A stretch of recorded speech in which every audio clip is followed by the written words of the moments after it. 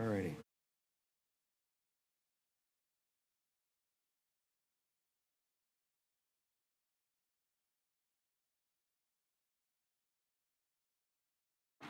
The Subcommittee on Water Resources and Environment will come to order. I ask unanimous consent that the chairman be authorized to declare a recess at any time during today's hearing. Without objection, so ordered. I also ask unanimous consent that members not on the subcommittee be permitted to sit with the subcommittee at today's hearing and ask questions. Without objection, so ordered. And as a reminder, if members wish to insert a document into the record, please also email it to documentsti@mail.house.gov. Again, that's documentsti@mail.house.gov.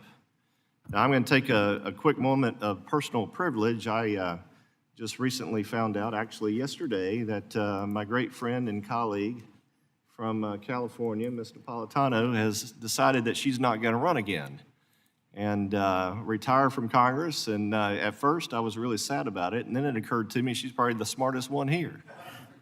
You're kind. You're very kind. So anyhow, we're gonna miss Grace in the next Congress for sure. And she's been such a delight to work with the entire time. But I'll not dwell on that, but I'll certainly share the microphone with you, Grace, if you want to say a word or two. Thank you very much, Mr. Chair. It's just been a great pleasure. She truly is a good person to work with, believe me. And I look forward to working with him another year and a half. So I'll be here yet. Don't write me off yet. Thank you. Thank you. You're not written off, not at all. I now recognize myself for the purposes of an opening statement for 5 minutes. Today's hearing is the second this subcommittee is holding on the President's fiscal year 2024 budget proposal.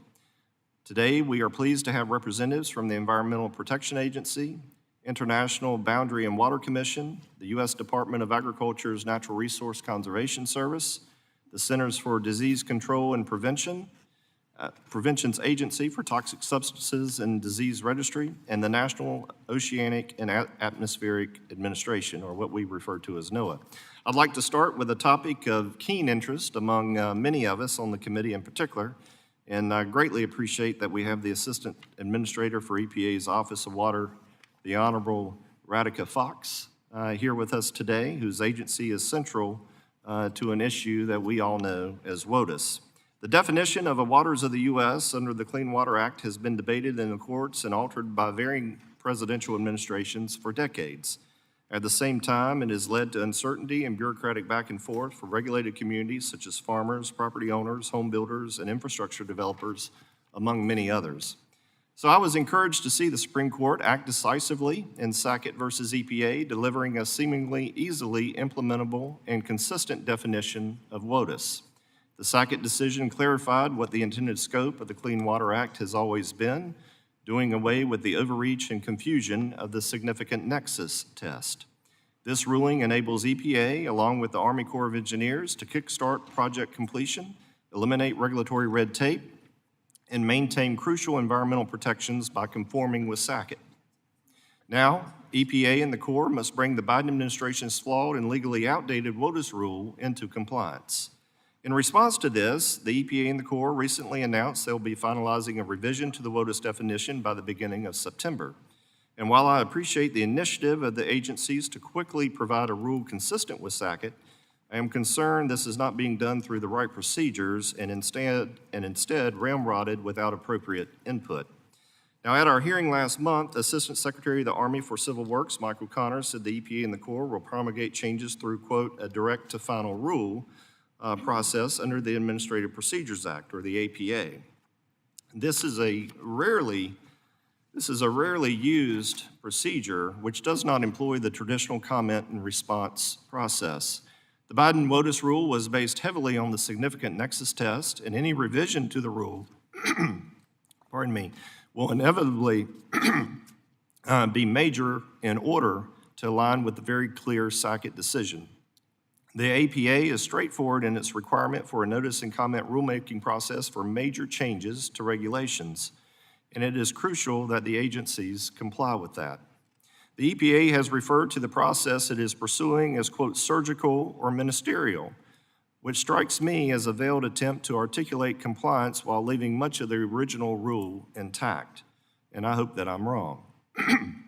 In addition, by moving forward without the proper comment and response process for a major change, this administration would be disregarding regulated communities, our constituents, once again, depriving them of the opportunity to ensure that the regulation would actually provide certainty and align with SACIT. Rather than heed the rule of law, it seems to me the administration is trying to preserve much of the original rule, whose main provisions were essentially struck down by the Supreme Court to maintain their regulatory objectives that are far broader than the law allows. Thankfully, due to SACIT, we no longer have to worry about the outlandish regulation of things like depressions in a farmer's field, ditches that have collected water after back-to-back storms, or isolated waters that might be visited by a frog living in a non-adjacent navigable water, of all things. Instead of trying to find ways around SACIT, EPA and the Corps should focus their efforts on revising this rule the right way.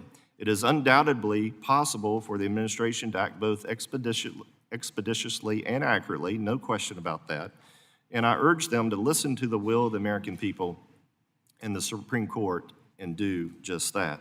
Now, moving on from that topic, we also have folks here from a number of other important entities in the subcommittee's jurisdiction: the International Boundary and Water Commission, the National Resources Conservation Service, Agency for Toxic Substances Disease Registry, and NOAA. Between them, these entities serve a crucial set of missions, including maintaining important water projects and treaties at the southern border, assisting farmers and ranchers with their conservation needs, aiding research into public health and chemical safety, and managing our nation's coastal zones.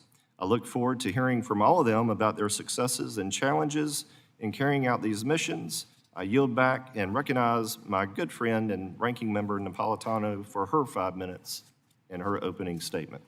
Thank you very much, Mr. Chairman, for holding today's hearing on President Biden's fiscal year 2024 budget and priorities for the remaining agencies and within the jurisdiction of this committee.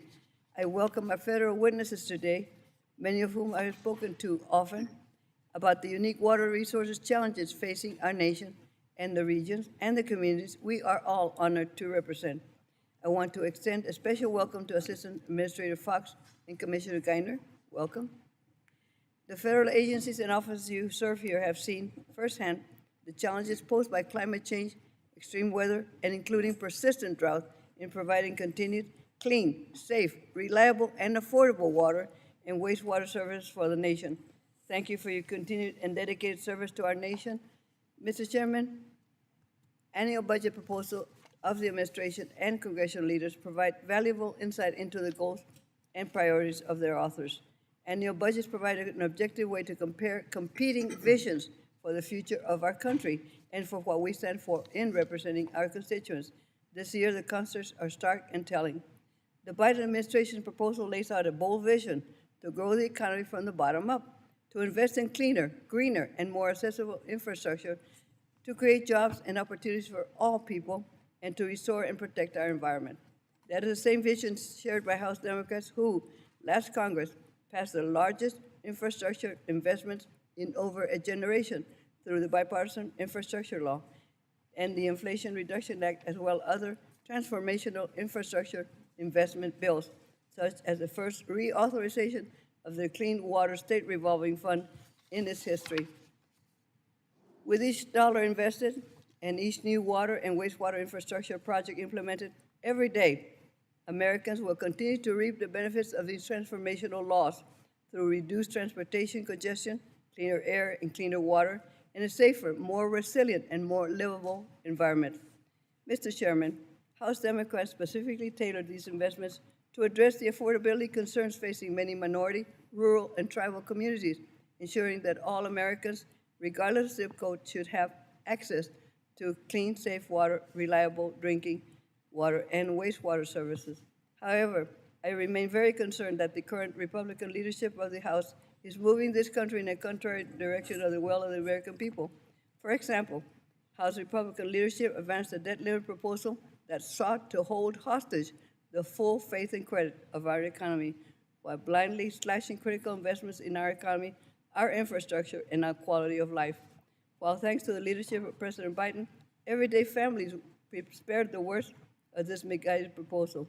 It's apparent the Republican leadership continues to advance their draconian cuts every day, even today. These cuts are most apparent in the projected 40% cut to the EPA budget, an agency founded on the principle of safeguarding the health of our citizens and our natural environment. If the latest House Republican proposal becomes law, rural and coastal communities will be more vulnerable to the effects of extreme weather events and flooding. Fewer families, grandparents, and children will have access to clean air or clean water, and our treasured regional water bodies, such as the Great Lakes, Chesapeake Bay, and the Florida Everglades, will be placed at greater risk.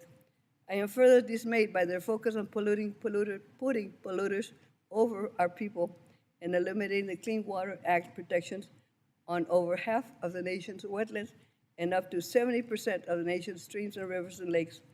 Last month, the Supreme Court's misguided reading of the Clean Water Act undermined our nation's ability to protect our rivers, streams, and other water bodies for our future generation, the consequences of which are still undefined.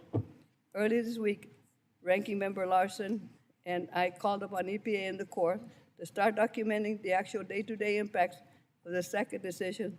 The American people deserve to know how this decision impacts the protections of the rivers, streams, and wetlands in their own backyards and its adverse impact on our local business and communities. I am most concerned that the second decision has transferred significant costs from polluters to states, localities, and everyday American families. We can all say we support clean water, but I believe those who receive an economic benefit from the activities that may pollute our waters should not be able to profit by transferring the cost to others. I hope we all know that this is always cheaper to prevent pollution from occurring than to clean it up in its aftermath. I look forward to hearing from witnesses of how Congress and the administration can work together to invest in our water infrastructure, protect our clean water for residential, recreation, and environmental use. Mr. Chairman, I welcome our witness agencies here today and thank you for your continued service. And thank you for your service. Yield back. I thank the gentlelady. I note that the ranking member of the full committee, Mr. Larson, is here. I recognize him for 5 minutes if he so chooses. Thank you, Chair Rouser and Ranking Member Napolitano, for holding the second hearing on the administration's FY 2024 budget request for agencies within the jurisdiction of the subcommittee. First, I want to congratulate Grace Napolitano on her service to the U.S. House and to the United States. Since 2000, sir, yeah. Yeah.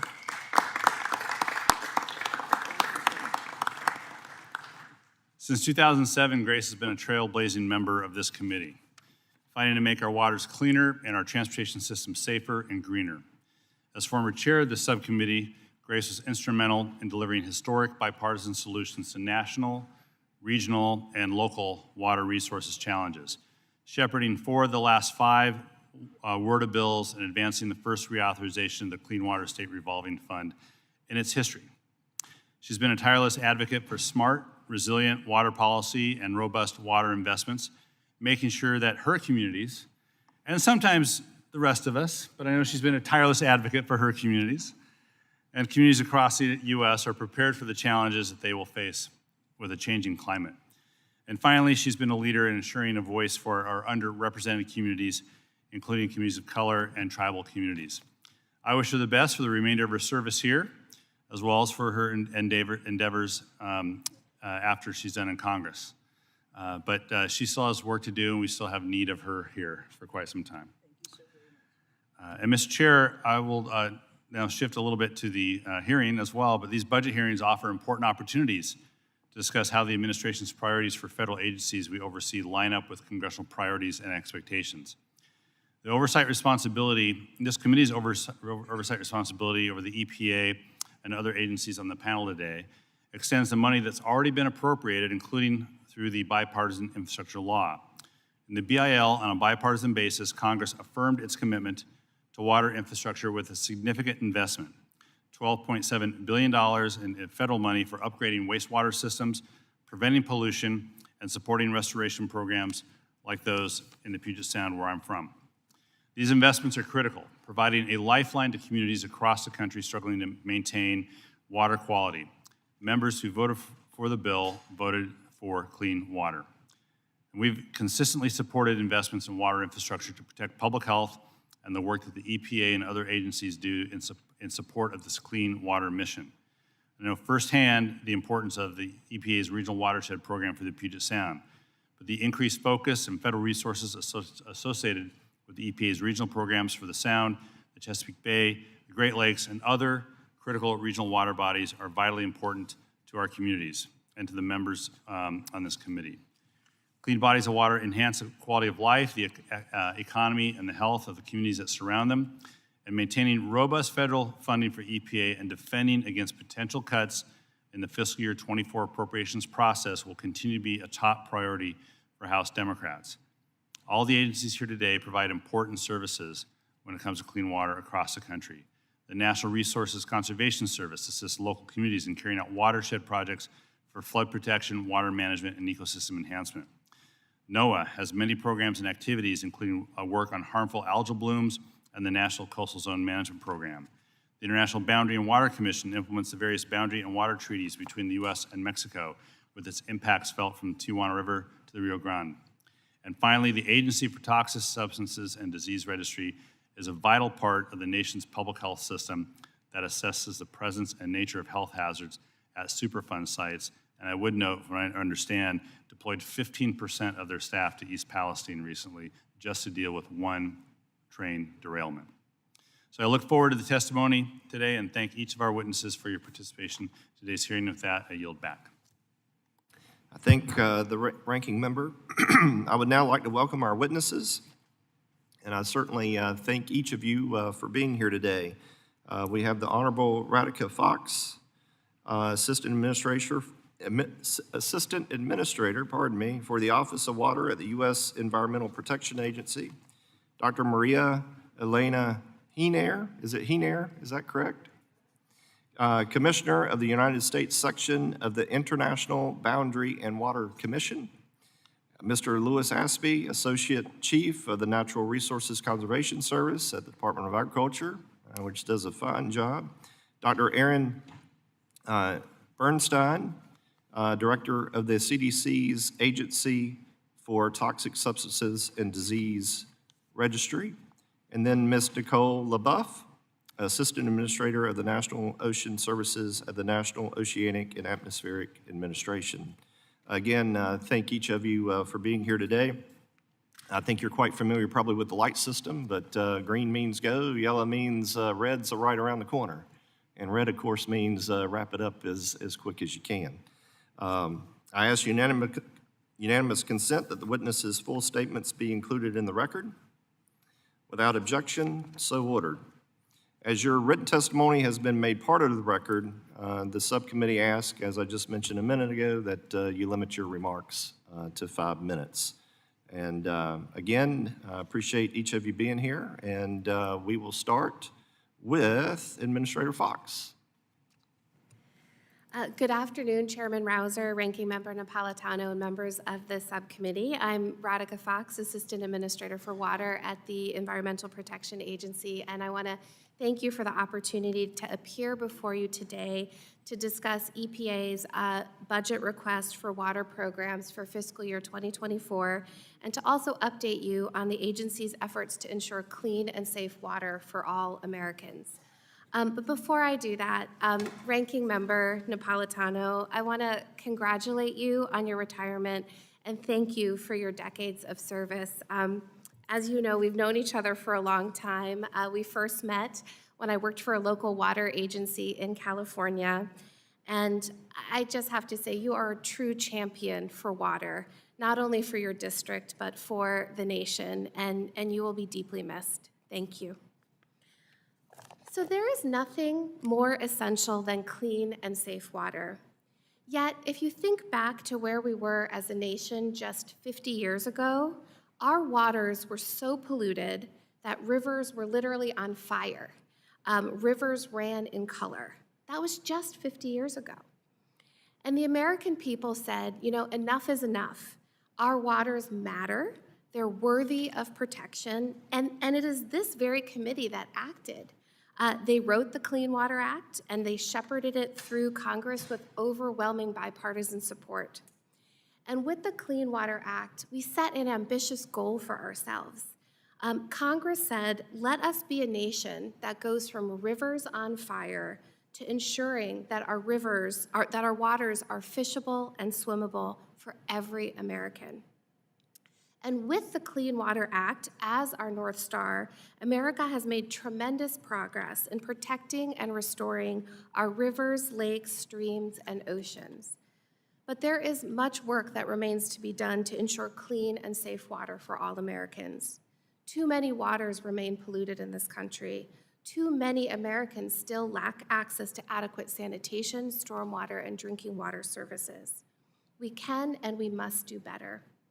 That's why the President's 2024 budget request includes nearly $6 billion for EPA water programs, about half of the agency's overall budget.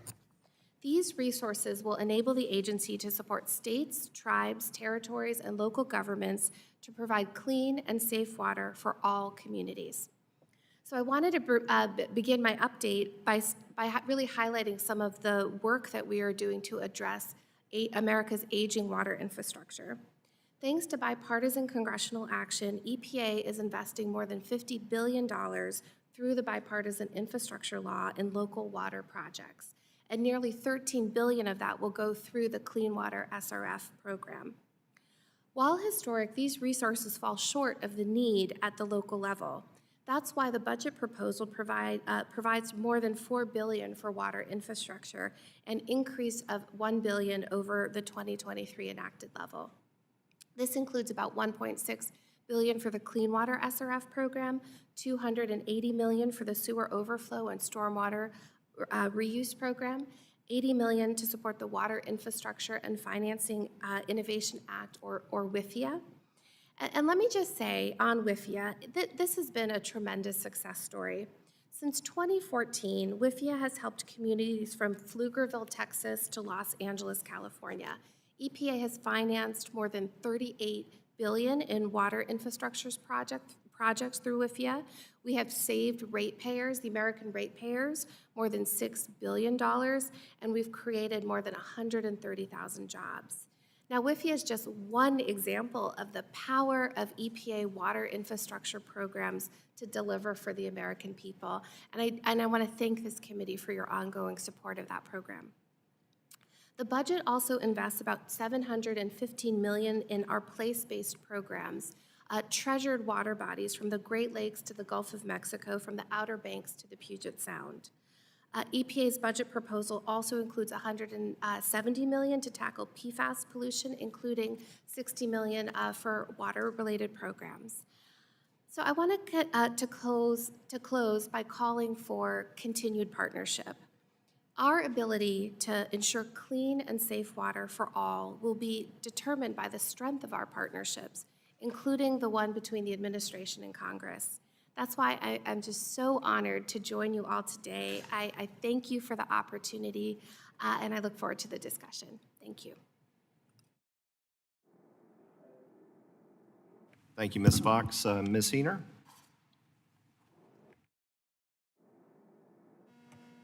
So this is my first time doing this, so thank you for the opportunity to do this. My name is Maria Elena Heener. I am from the International Boundary and Water Commission. Chairman Rouser, Ranking Member Napolitano, and members of the subcommittee, thank you so much for this opportunity to testify regarding our FY24 budget. The U.S. IBWC, or the U.S. International Boundary Commission, may be one of the most interesting agencies you've ever heard of. Our mission is part engineering and part diplomacy. We resolve issues that arise in applying the U.S.-Mexican water and boundary treaties along the 2,000-mile border. The agency maintains 2 international wastewater treatment plants, 2 major international storage dams with hydroelectric power plants, 4 diversion dams, over 500 miles of levees, and 20,000 acres of floodplain. We also manage water deliveries from the Colorado River to Mexico and from 6 tributaries from Mexico to the Rio Grande. At a time of historic drought, our value is even more important as we try to conserve water, to leave water in the Colorado River, as well as to seek deliveries of water from Mexico to the Rio Grande for use by our farmers in South Texas. USIBWC appreciates Congress's increased attention to environmental justice. We serve mostly impoverished communities. Many of our border counties have less than 1/2 of per capita income than their state averages. And the combined local and federal dollars have not met growing infrastructure needs. These vulnerable communities that we have been entrusted to serve with their youthful populations and heavy communities of color need our help. My staff also faces some of the same resource challenges as the public they serve. We regularly borrow equipment from field offices hundreds of miles away. It has been hard to recruit and retain employees in the remote border locations of most of our 11 field offices. Fortunately, and we are very grateful for the FY23 funding increases. USIBWC is now investing in heavy equipment and raising pay for hard-to-fill positions. In the coming months, we will be contracting an asset management plan to identify the maintenance needed to maintain this federally owned infrastructure and offset any expensive future capital repairs. Now, for our construction priorities for FY24. We envision using our 2024 funding for 3 major projects. One is for Amistad Dam, which is a dam that's ranked 11th in conservation capacity in the United States and has been categorized by the Army Corps of Engineers as potentially unsafe. It is the main source of water for South Texas. IBWC plans to install grout curtains in the dam's base while drilling to determine the depth and cost of a cutoff wall. To date, we have received $30 million in multiple-year appropriations to get us started. In Nogales, Arizona, USIBWC will spend $600,000 to repair an international wastewater treatment plant, which is currently in noncompliance because it has exceeded its plant capacity in recent months. These excess flows, as well as high levels of metals and nitrates, have led to noncompliance with the Clean Water Act standards. All of our FY24 construction funds, nearly $40 million in the budget of FY24, will be realigned to rehabilitate the South Bay International Wastewater Treatment Plant in California. After a recent assessment of plant's conditions, USIBWC has estimated that the repairs cost is on the order of $105 million and must be done before we can expand the plant with the $300 million that has been allocated under the U.S.-Mexico-Canada agreement. The rehabilitation's high price tag results from an aging plant built in 1997 and years of deferred maintenance. Between 2010 and 2020, USIBWC only made $4 million worth of capital repairs at the plant. Once expanded, the plant will reduce cross-border wastewater flows by as much as 80% and reduce the number of norovirus-related illnesses by up to 2/3. My testimony provides details of the FY 2024 budget request for $104.824 million. Thank you.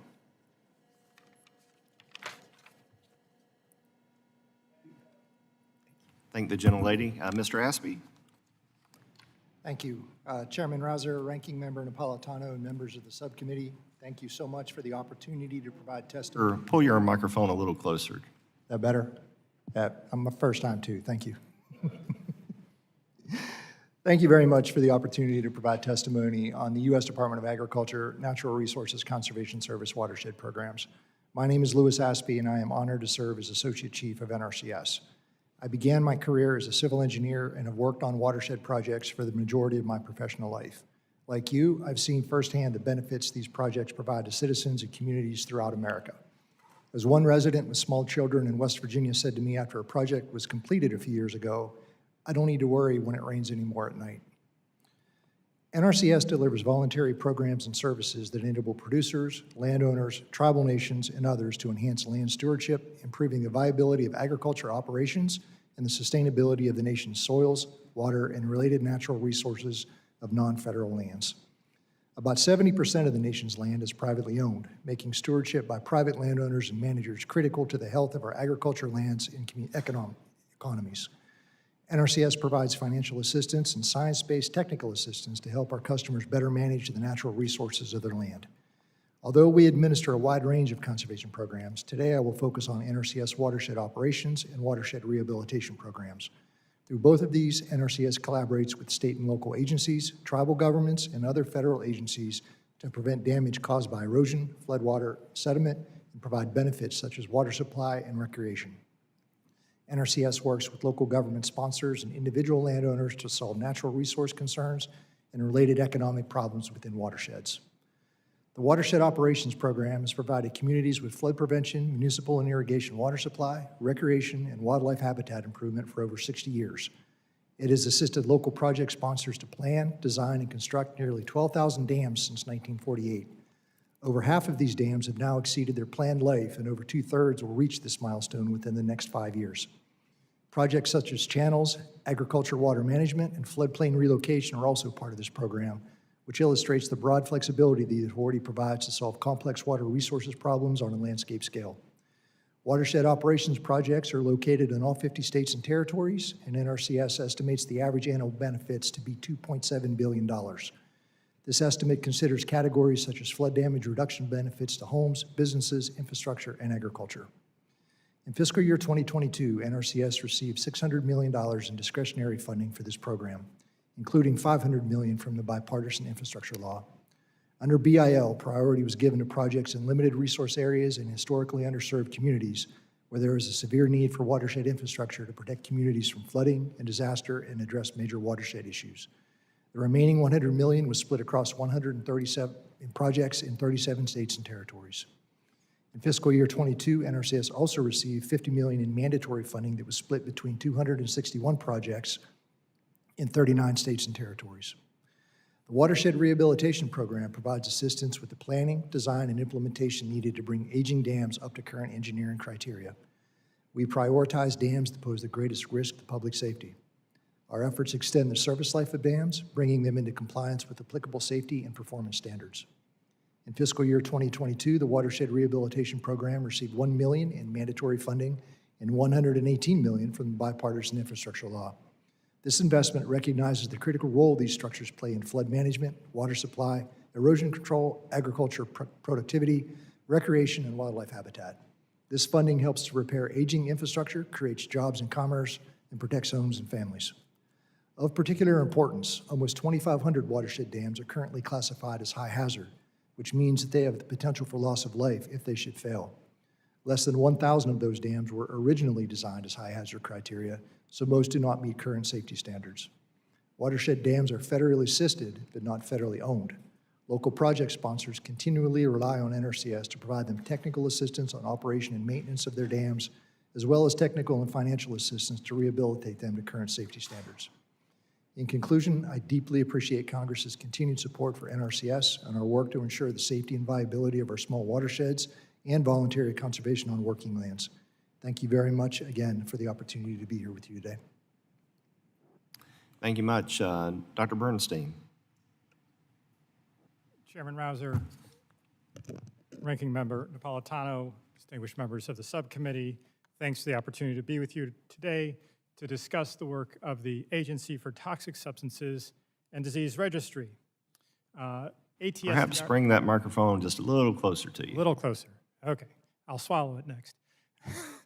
ATSDR does work every day to protect the health of Americans from environmental exposures, whether chemicals that may be spilled in your communities or otherwise.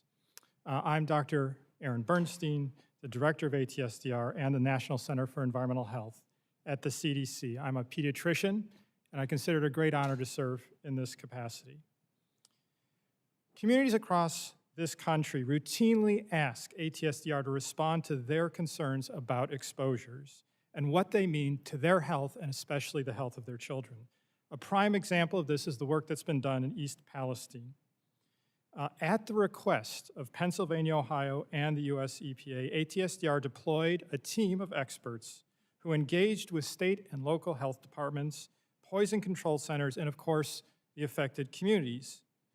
We did extensive science, sampling data, geospatial modeling, other means to really dig into what those exposures meant to the health of the people affected in real time. With the state health departments, our on-the-ground staff conducted a rapid assessment of potential health effects for first responders in addition to the communities affected. And we, of course, ensured that everything we did was shared directly with affected communities through regular meetings. And we ensured that the healthcare providers that were charged for the day-to-day care of these communities were well informed through collaborations both with the poison control centers and ATSDR-supported pediatric environmental health specialty units, or PACEUs. ATSDR supports the PACEU program, which many of you will know about. I'm proud to say that I served for many years in the Region 1 PACEU. These are regionally based centers with experts in pediatric environmental health. I can attest firsthand to the crucial work that these centers do when disasters like this happen, because they're able to address the questions that inevitably arise and concerns about exposures, whether it's to lead, mold, PFAS, heat, wildfire smoke, from parents, caregivers, and healthcare providers. Beyond working directly with healthcare providers, ATSDR builds state environmental health capacity. ATSDR has funded 30 state health departments already to better their abilities to detect, respond to, and prevent harmful exposures. ATSDR funding allowed the Missouri Department of Health, for example, to form collaborations to test private wells for lead, and the North Carolina Health Department to work with the Department of Defense on PFAS testing for residents near the Camp Bogue Marine Base. A major priority for ATSDR, as I know it is for many of you, remains PFAS. In September 2022, ATSDR released the final PFAS exposure assessment report that was based on an assessment of 2,300 individuals in 10 communities across the country. We found that 3 PFAS blood levels were often higher in these communities than national averages, and perhaps more importantly, learned about how PFAS may be getting into people's bodies in the first place. Right now, ATSDR has embarked on a national multi-site health study to better understand what health effects having PFAS in our bodies, and we know that more than 90% of Americans do, what health effects they may have. Our hope is that we can learn more about how to protect Americans from PFAS-associated health risks. You should all know that ATSDR serves on the front line to protect the health of Americans from environmental exposures, and the need for ATSDR services has been growing. For PFAS alone, ATSDR has worked with over 40 communities, and since June, ATSDR has responded to unprecedented wildfire smoke that affected millions of people in at least 10 states. However, when accounting for inflation, ATSDR funding has decreased about 5% since 2020 and 35% over the last 2 decades. To put that in context of what that means, as Representative Larson mentioned, about 15% of ATSDR staff had to be deployed in the response to East Palestine. If there were a second incident of the size of East Palestine simultaneously, ATSDR would have difficulty responding. In the President's FY 2024 budget, there's a $1 million increase in funding, which would go a long way to help ATSDR respond to the kinds of exposures that happen around events like East Palestine and others, and of course to help ensure that when your constituents need us, we are there. Thank you again for the opportunity to be here today to discuss the work of this agency. Thank you, sir. Ms. LaBeouf. Chairman Rouser, Ranking Member Napolitano, and members of the subcommittee, thank you for the opportunity to testify today. I am Nicole LaBeouf, NOAA's Assistant Administrator for Ocean Services and Coastal Zone Management. My statement will offer highlights of NOAA's fiscal year 2024 proposed budget, illustrating the increasing value of investing in NOAA as we work toward building a climate-ready nation. NOAA's ability to understand and predict changes to our planet provides a critical foundation for smart decision-making in the face of climate change. While we don't know exactly what the future holds, there is no question that it will be different from the world in which we live today. The good news is that it is NOAA's mission to understand and predict changes to our Earth systems and to share this important information with the public in ways that make science actionable in our daily lives. NOAA also serves as steward of our marine resources and ecosystems, conserving them for future generations. NOAA is uniquely qualified to prepare our nation for climate change, and America is in need of NOAA's authoritative data, products, tools, and services now more than ever. The Bipartisan Infrastructure Law and the Inflation Reduction Act provided much-needed investments in NOAA's efforts related to coastal resilience, climate data and services, marine debris, fisheries, and protected resources. In FY24, NOAA will build on these historic investments and strengthen our efforts to build our country's resilience in a changing world. In the United States, approximately 40% of the population lives at direct risk from coastal and ocean-related impacts of climate change, such as intensified and longer-lasting hurricanes, coastal inundation, and other hazards exacerbated by sea level rise. NOAA requests $6.8 billion in FY24, an increase of $450.5 million above FY23 enacted levels to meet the growing demand for our climate information, facilitate the development of new products and services, and ensure equitable access to these critical resources. NOAA is requesting an additional $78.2 million to expand NOAA's climate products and services with the goal of increasing our understanding of the climate, enhancing our ability to predict environmental disasters and extreme events, and improving our understanding of the impacts of climate change on fisheries and marine ecosystems. NOAA's request prioritizes actionable environmental information as the basis for smart decision-makings so that communities across the nation can plan ahead for the kinds of events already impacting them every day, such as wildfires, floods, extreme heat, and help them prepare for the changes to come. NOAA also requests an additional $81.4 million in FY24 in support of offshore wind energy, the National Seafood Strategy, foundational mapping and charting efforts, as well as key ocean, weather, and space observations infrastructure. These investments will support the U.S. blue economy and a climate-ready nation by making our nation's infrastructure more resilient, advancing U.S. leadership in research and development of critical technologies, and improving fisheries management in ways that prepare this important industry for the future. In addition, NOAA's FY24 request includes an additional $359.2 million to support NOAA's observational infrastructure in its next-generation satellite systems, ensuring expanded delivery of these essential observations as well. These requests will improve NOAA's IT infrastructure, ensuring that data collected are both preserved for the future and easily accessible by all. Finally, safe and functional facilities are critical to NOAA's success and to our ability to carry out our mission of science, service, and stewardship. NOAA is requesting an increase of $55.7 million to support maintenance and repair of our aging infrastructure and facilities across the nation and across our programs. In summary, NOAA's FY24 budget request identifies priority investments to ensure that NOAA's delivery of ocean and atmospheric science, products, and services to the nation are delivered. We welcome the opportunity to work with you to meet our country's growing needs for environmental intelligence, essential to keeping us prosperous and resilient under changing conditions. Thank you, and I look forward to your questions. Thank each of you for your testimony. Before I get into the question and answer period, I have a couple items for the record, a little housekeeping, so to speak. I ask unanimous consent to enter into the record letters sent by the National Association of Home Builders dated June 28, 2023, the National Stone, Sand, and Gravel Association dated July 7th, the National Mining Association dated July 11th, and the Waters Advocacy Coalition dated July 13th, all addressed to the EPA Administrator Michael Regan and Assistant Secretary of the Army for Civil Works Michael Connor, urging the Biden administration to end the pause on jurisdictional determinations and quickly comply with the Supreme Court's Sackett decision. Without objection, so ordered. I also ask unanimous consent to enter into the record a letter sent by Transportation and Infrastructure Committee Chairman Sam Graves and myself and Republican leaders on the Senate Environment and Public Works Committee to Assistant Secretary of the Army for Civil Works, Michael Connor, and EPA Administrator Michael Regan, dated June 21, asking what steps the agencies are taking to implement Sackett and resume reissuance of jurisdictional determinations. Without objection, so ordered.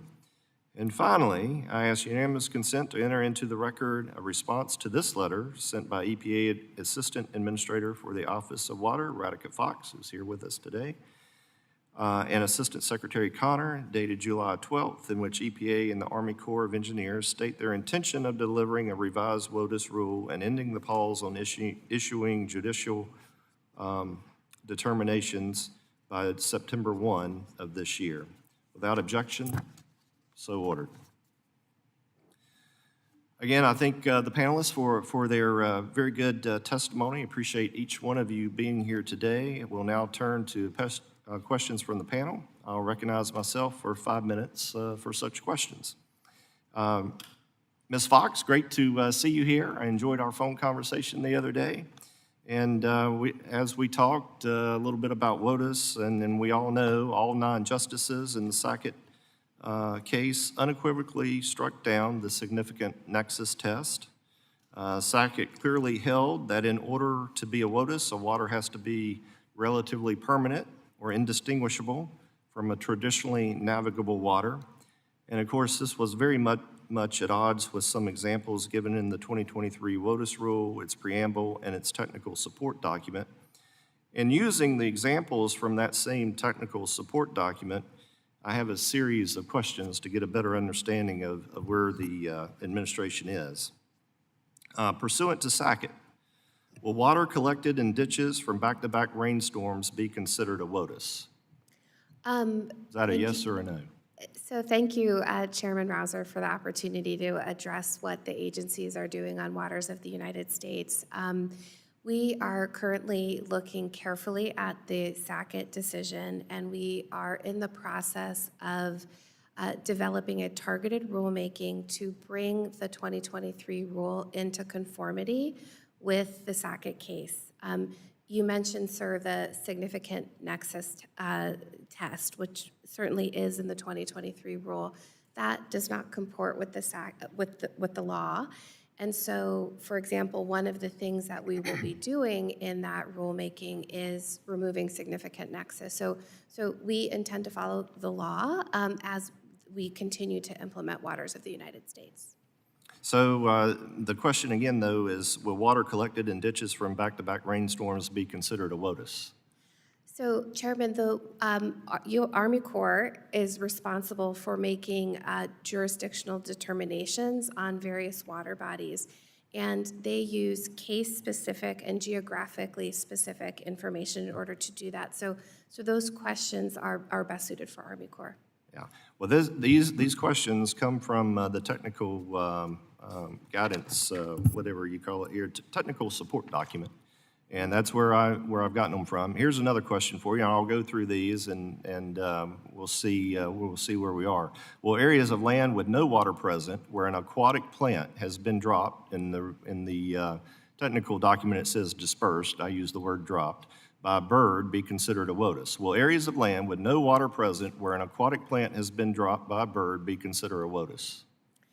So, Chairman, as I've said, we are moving forward with a focused rulemaking that will bring the 2023 Waters of the United States rule into conformity with the law, with the Sackett decision. Right. I got the trend here. Let me continue on. Will a rare high water mark be used to determine a WOTUS?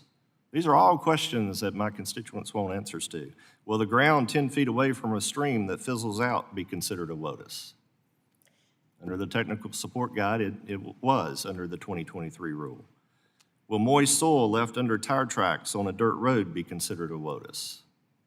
Will a rice field used out of season for duck hunting be considered a WOTUS? So these are the very significant questions that our constituents have. And if we can't answer yes or no now, based on the very clear decision of Sackett, or ruling on Sackett, I think you can understand why a lot of us are quite concerned in how the administration is moving forward. So let me get to this bottom line here. Do you intend to make modifications to the 2023 rule beyond just addressing significant nexus in order to comply with Sackett? So thank you for the question, Chairman. And, I also want to thank you for sharing the questions that are coming from your constituents on waters of the United States. Once our good cause rule is final on September 1st, we intend to host implementation discussions with a range of stakeholders who have a stake in the Clean Water Act if there are ongoing questions after that rulemaking is complete. And so I certainly commit, if you would like for us to speak with the constituents that are raising those questions, we are happy to do so. As far as your question about how we are addressing this rulemaking, we take seriously the law, and we will finalize a rule that adheres to that. So it will, it will address the issue of significant nexus. We will be removing significant nexus as a test for jurisdiction in that rulemaking. But there are other things that in the case that we will also address. For example, the justices spoke very clearly on their definition of adjacency. That adjacency, you must have a direct surface connection. That is a definition of adjacency that is narrower than currently in the 2023 rule. So we are going to address that too. The agencies are committed to following the law. We are committed, as we have been from the beginning, to clear and durable implementation, and we will not waver from that Yeah, responsibility. I'll have to cut you off there since I'm 40 minutes over, and I try to set a good example. Ms. Napolitano. Thank you, Mr. Chairman. On July 10th, Ranking Member Larson and I wrote a letter to EPA and the Corps asking for your help in quantifying, this is for you, Ms. Fox, the economic, environmental, and public health consequences of the SCOTUS second decision. I ask unanimous consent that this letter be made part of the record. Without objection. This misguided decision has the potential to squander 50 years of bipartisan effort to restore and maintain our nation's rivers, lakes, streams, and wetlands. Yet the exact scope of damage is not yet known. Will you commit to helping us define how the court's conservative majority has radically undermined historic clean water protections so we can quickly develop ways to prevent harm to our health and the health of our rivers, streams, and wetlands? Without objection. Thank you. And Congresswoman, thank you also for this reminder of the progress that we have made over the last 50 years because of the Clean Water Act. Again, rivers all over the country on fire are now fishable and swimmable. We should be proud of that. We are in receipt of your letter and Congressman Larson's letter, and we will work hard to be responsive and document the information that you have requested. Thank you very much. Ms. Ginner, the scope of your commission's responsibilities is striking. I don't know how you do your budget with that small a budget. How do you handle these responsibilities you provide annually to Congress? How do you manage? So we clearly have not done a very good job because we have aging infrastructure. We have 2 non-compliant wastewater treatment plants and a dam that has been deemed as potentially unsafe. Right now, we estimate that we have a backlog of around $473 million worth of construction of estimated. And deferred maintenance. I'm sorry. Deferred maintenance. Yes. Yes, yes, $473 million of construction that has come because of deferred maintenance. This includes rehabilitation of 2 of our international wastewater treatment plants that are not complying with water quality discharge permit standards. This includes dam safety and canal repairs that deliver water to communities and farmers in Texas that cost about $260 million. And then, of course, upgrades to our levees for flood protection as required by FEMA for California, New Mexico, and Texas. And of course, every year, there's about $11 million worth of work that we do not do, and that has accumulated over time, which includes sediment, levee repairs, equipment that requires maintenance. And you borrow from other entities? We actually, I call ourselves the poor cousins. whenever some of the other agencies have equipment that they don't longer need, we definitely sign up to receive much of that equipment. But I will say that in FY23, we received increased funding in construction precisely for new equipment. And in 1 year, we bought 44 pieces of equipment, when in 10 years, we had bought 50. Can you describe the economic environmental benefits that could be obtained if you are able to fully fund your critical construction and operation and maintenance needs? So we serve 2,000 miles and 15 million residents from California to Texas, and the failures of our levees, our wastewater treatment plants, have varying effects in these communities. The negative impacts from cross-border sewage in Southern California have closed those beaches for over 500 days, and of course have reduced the economy and tourism. All right, how would the Contributed Funds Authority, including the President's budgets, help IBWC meet its mission? So the Contributed Funds Authority is an authority that other agencies have, like Army Corps of Engineers. And so the absence of that does not allow for IBWC to receive funds from federal and state agencies for common mission items because of the Anti-Deficiency Act. Thus, having the ability to share the cost burden with other agencies on common mission-related activities would allow us to address these needs. For example, CBP uses our levees for patrolling the border, causing damage to our levees. At this time, Contributed Funds Authority will allow us to partner with them with us to repair our levees with CBP. Thank you. Mr. Bernstein, my time is up, but I have some questions for you that I'll submit in writing to you, as well as the other members. I read back. Gentlelady yields back. Mr. Bost. Thank you, Mr. Chairman. You know, Assistant Administrator Fox, you know, farmers in deep southern Illinois, where I live and I represent, are tired of the federal government, by the way, over-regulating the waters to advance Biden's radical green agenda. You know, they've been jockeyed back and forth under the WOTUS regulation over the past year, and despite questions of that are legally being raised and an impending Supreme Court decision on the final rule, the administration implemented the rule anyway, just to have it overturned within the first 3 months. And I don't know what this accomplished. It actually accomplished nothing. It left American farmers and many others in the state of limbo and confusion. And now your agency has just amended the rule in the next 2 months. I don't know how anyone else, but this feels like the administration knows the rule, and it is wrong, but it is that it is continuing to push to see just how much they can get away with. And, you know, our farmers and manufacturers are going to have to pay the price because you can't get it straight. And it's no wonder that people around this nation, especially those trying to feed and provide for the food and fiber that this nation needs, just doesn't trust government at all.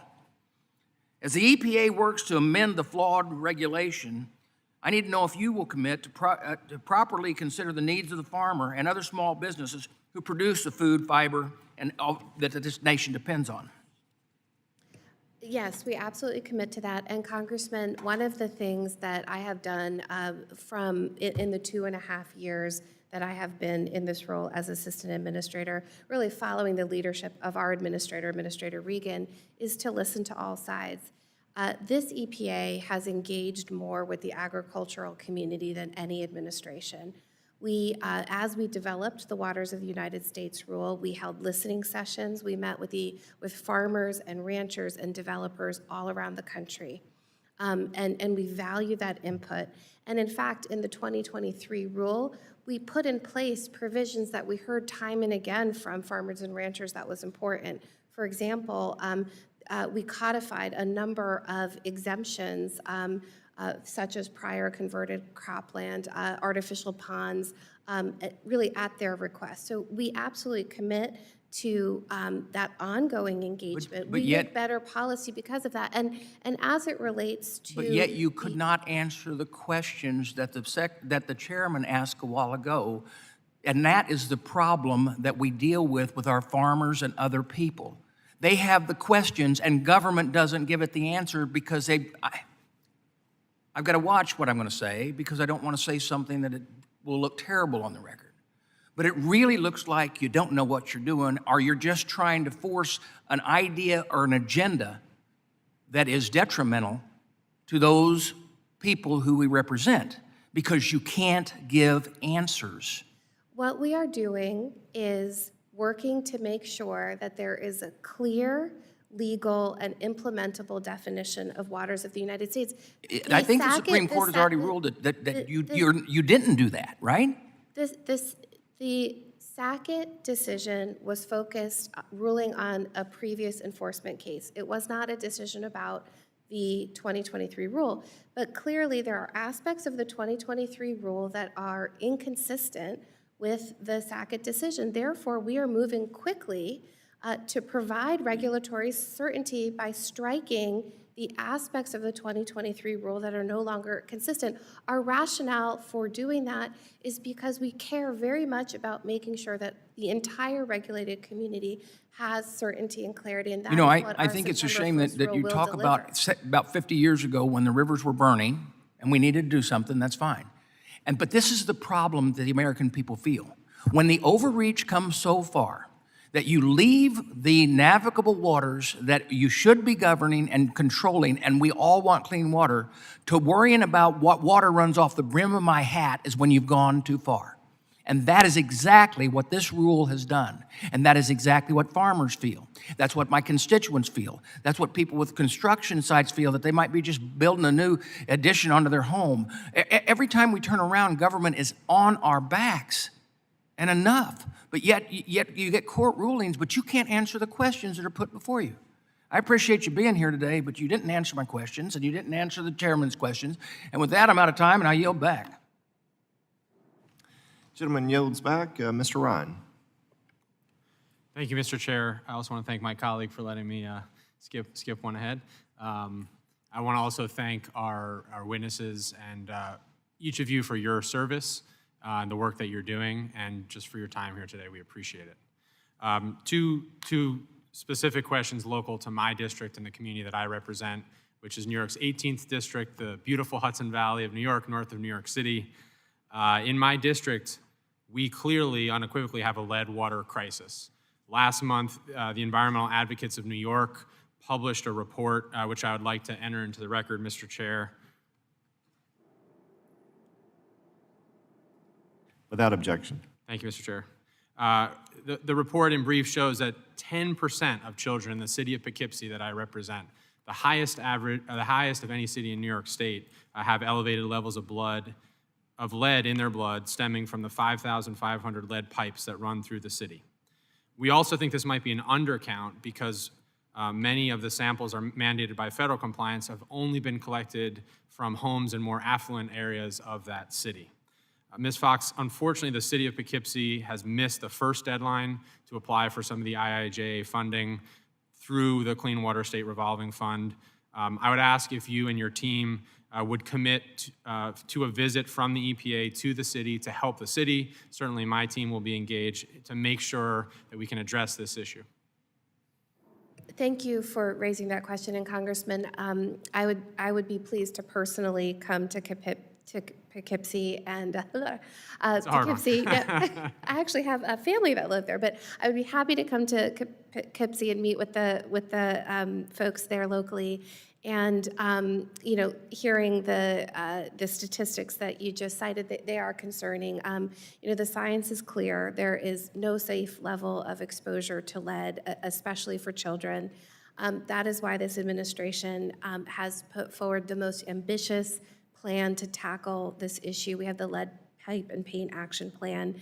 And as it relates specifically to a missed deadline around the first year of funding through the bipartisan infrastructure law, this is absolutely the right time to be having this discussion because the state of New York is developing their intended use plan for next year. We also have a lot of resources for Poughkeepsie and really at all communities to be able to access the historic $15 billion in funding. We have a guidance document that can help local communities in developing their lead service line inventories. We have technical assistance centers that we've set up all around the country for this very purpose.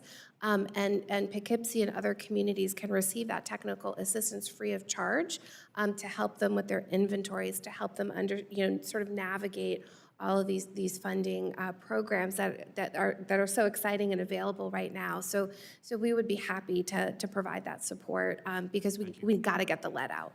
Yeah, thank you, and we appreciate it. And I am proud that at this moment we're finally addressing a lot of these issues that have been my whole lifetime that we've been working on this. So appreciate your leadership and your commitment.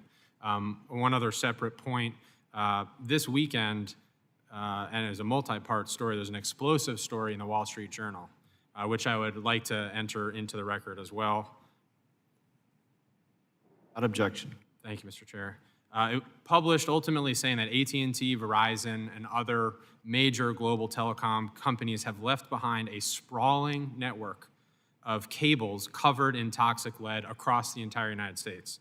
In my district, lead has been leaching from these legacy cables, including specifically at a children's playground in the town of Wappingers Falls, actually not far from Poughkeepsie, and we expect many other parts of the district and the country have been affected by this. The EPA recommendations for the level of lead it believes are generally safe in soil are about 400 parts per million where children play.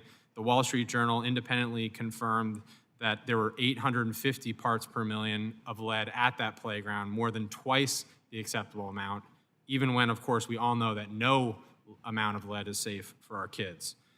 The report goes on, and I'm running out of time, but this is a national problem. So, Ms. Fox, I wanted to ask, the EPA does have the ability to compel or undertake a cleanup of major environmental contamination.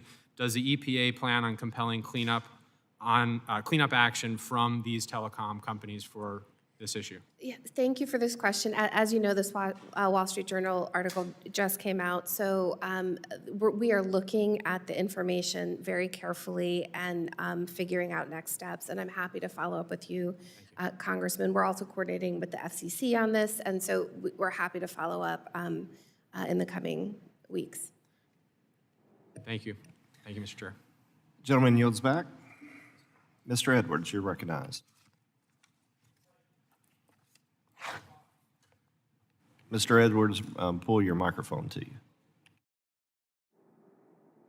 Thank you, Ms. Fox. I'm going to describe a situation back in my district. And you might not be familiar with this property specifically, but I think we might be able to apply this to other situations that we see in dealing with brownfields and Superfund sites. In my district, we have a 525-acre former flax pulp paper mill that was contaminated with mercury and situated in a very rural county in western North Carolina. The county is 50% federal forests and conservation land, and the Augusta Mill site is the final piece of developable land for an industrial complex in this county. But nobody's willing to develop the property because of its brownfield and Superfund designations. Now, the Mill Superfund site was listed on the National Priorities List from 2007 to 2011. During that time, the EPA partially cleaned the property before having the state take over with a brownfield agreement. The EPA's remedial investigation declared the river areas on that property were the only operable unit post-cleanup, but no further action was planned and the site was removed as a national priorities list. If the EPA is investing taxpayer dollars into the cleanup of national property sites, why would the EPA not be finishing this job? Thank you for the question, Congressman. So the Brownfields and Superfund programs at the Environmental Protection Agency are under the Office of Land and Emergency Management. They're not under my authority in the Office of Water.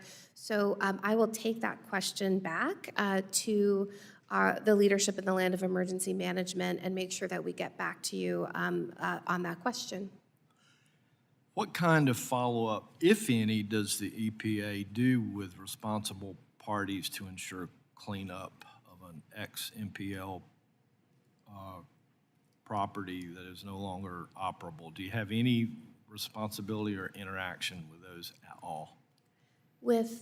Sorry, I couldn't hear you, sir. Does the EPA have any responsibility at all? Do you interact with those ex-NPL properties in any way? It seems like that would be an EPA issue.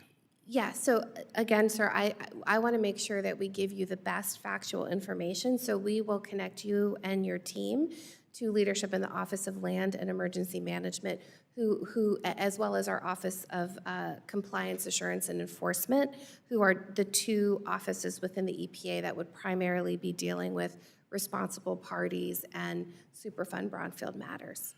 And so I'll follow up lastly with a conceptual question then, since you're obviously not familiar with this specific site. If a property is never fully cleaned or made operable, whoever is responsible, isn't it just throwing taxpayer dollars away? So again, I want to make sure that you have factual information from the EPA, and so we will connect your team with the Office of Land and Emergency Management to follow up with those very important questions. Thank you. Mr. Chair, I yield back. Thank you. Gentleman yields back. Ms. Sykes. Thank you, Mr. Chair, and thank you, Ranking Member Napolitano, for convening this hearing today. And I also echo my adoration for the Vice Ranking Member, or the Ranking Member's leadership and support on water quality issues. To our witnesses, thank you for your testimony. I definitely appreciate hearing this conversation. I felt a little triggered, if you will, talking about rivers on fire in East Palestine and all that's been happening in Ohio. And we are certainly in need of your services and are grateful and thankful for the services that you all provide and your attention to the heart of it all, Ohio, and particularly Northeast Ohio, which is the heartbeat of the heart of it all, if you will. I represent Ohio's 13th congressional district, and our largest city is Akron. It's my hometown, and since 2009, our city has been operating under a consent decree pursuant to an agreement with the EPA as well as the Department of Justice. And over the past 15 years, our city has poured hundreds of millions of dollars into investments into our clean water infrastructure due to a combined sewer flow that has failed over the years. We have received significant support from the Clean Water State Revolving Fund for low interest and no interest loans, but our residents, and particularly in the city of Akron and those surrounding communities who are serviced, have seen the cost of their sewer bills rise 2, 3, 4, 500% because of the lack of affordable financing for this particular project. And so the brunt of this lack of clean water infrastructure has been borne by people in my district, in my community, my neighbors, myself, honestly. And it is why this legislation is so important, the bipartisan infrastructure law, and I just want to say thank you and applaud my colleagues who supported it in the last administration, last Congress, and voted for its passage. So getting to the point of water affordability, and Ms. Fox, this question is directed towards you. Many communities are like my district in my hometown who are bearing the brunt of poor water infrastructure, yet we know how important it is to the quality of life, to our health, to our well-being. Having this very important second hearing about the budget and knowing that many of your products and the programs are under fire if they're not funded fully. What does that mean to you as you're administering these projects, these grants, these loans, if we don't fund them fully, and how will constituents like mine continue to be impacted? Well, thank you so much for the question, Congresswoman. And I just have to begin by thanking you for being such a tremendous partner to the EPA around the situation in East Palestine.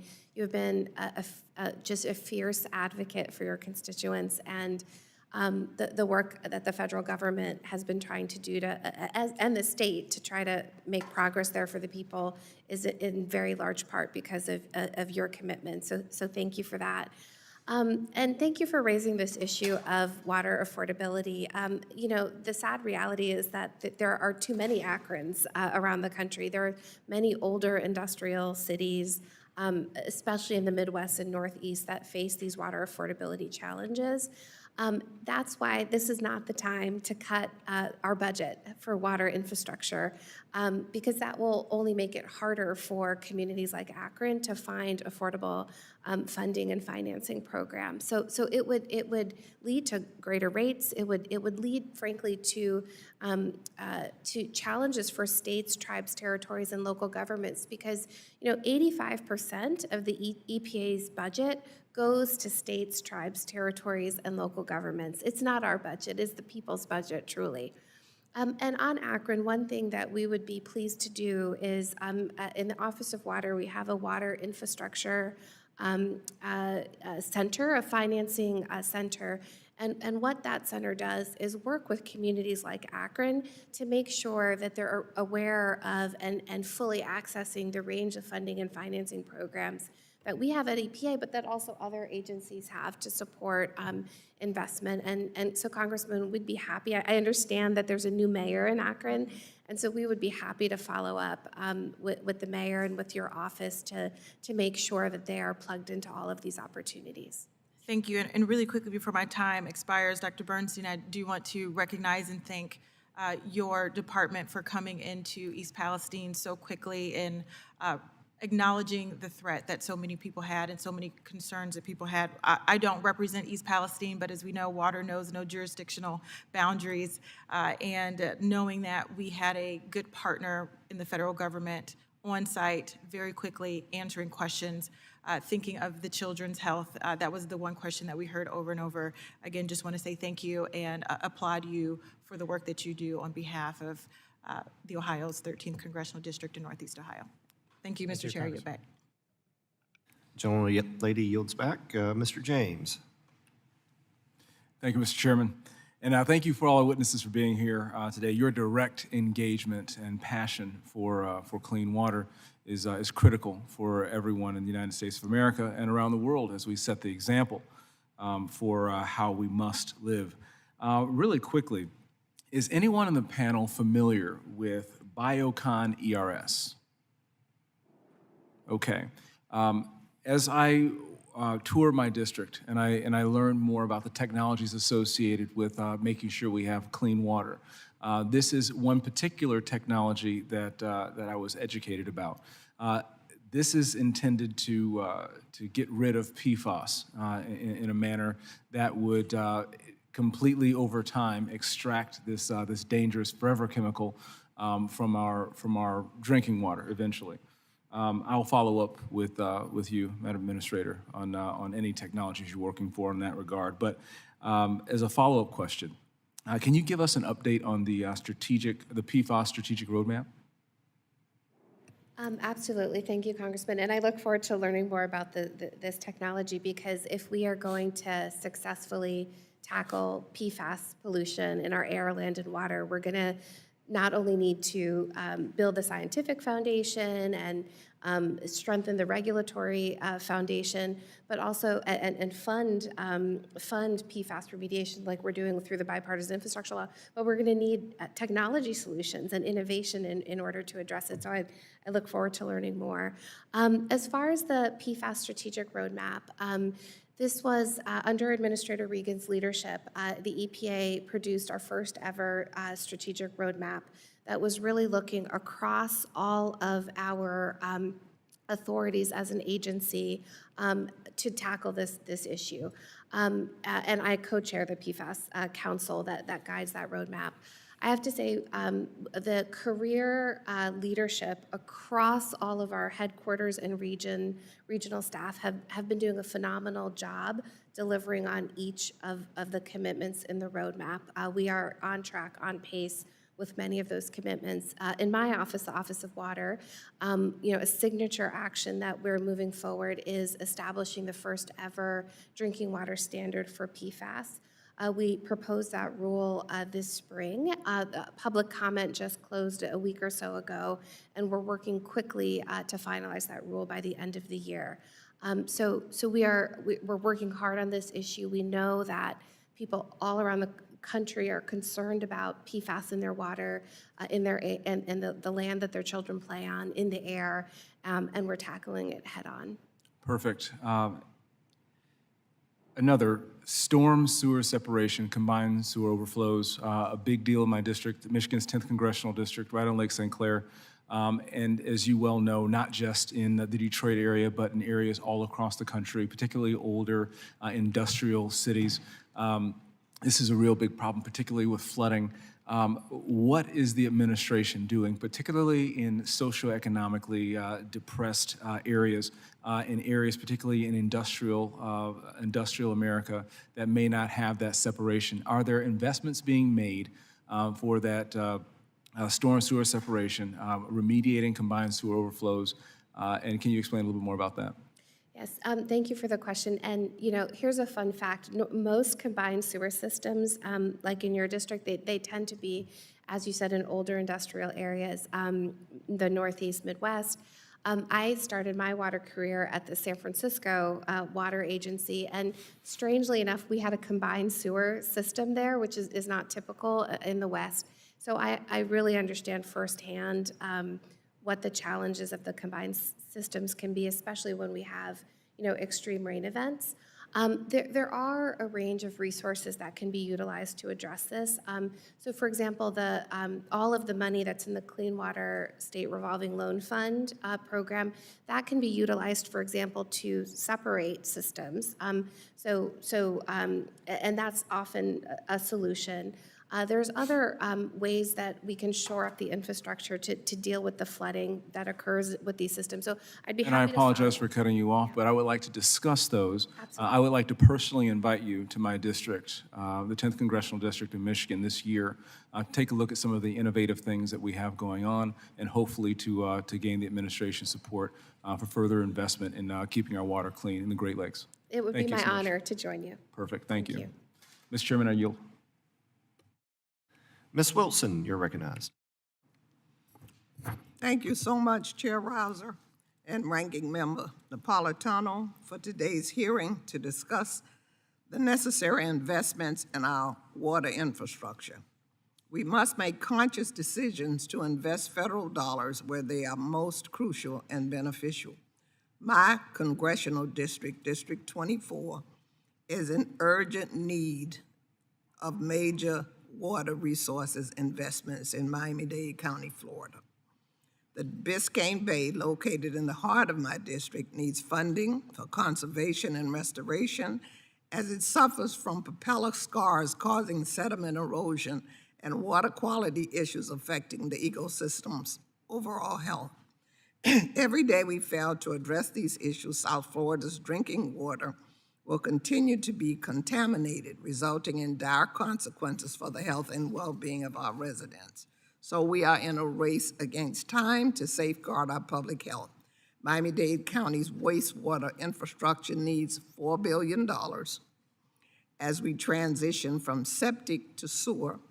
Additionally, restoring the natural flow in the Everglades is crucial for protecting our communities from hurricanes and floods, as well as providing clean drinking water to over 8 million Floridians. This requires continued investment and our focused attention. So in South Florida, an investment in water infrastructure means an investment in our public health, ecosystem, and economy, which that I have a few questions. Ms. Fox, in South Florida, we are witnessing alarming changes and challenges such as habitat loss, severe beach erosion, and fish kills directly related to climate change and pollution.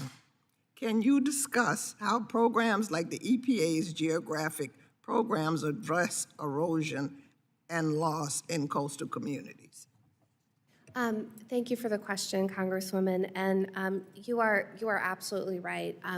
The EPA has several geographic programs, place-based programs, the National Estuary Program, And these have for a long time been essential tools for achieving water quality improvements. And many of these geographic programs focus on, as you said, erosion and biodiversity, including the South Florida Geographic Program as well as the Gulf of Mexico Program.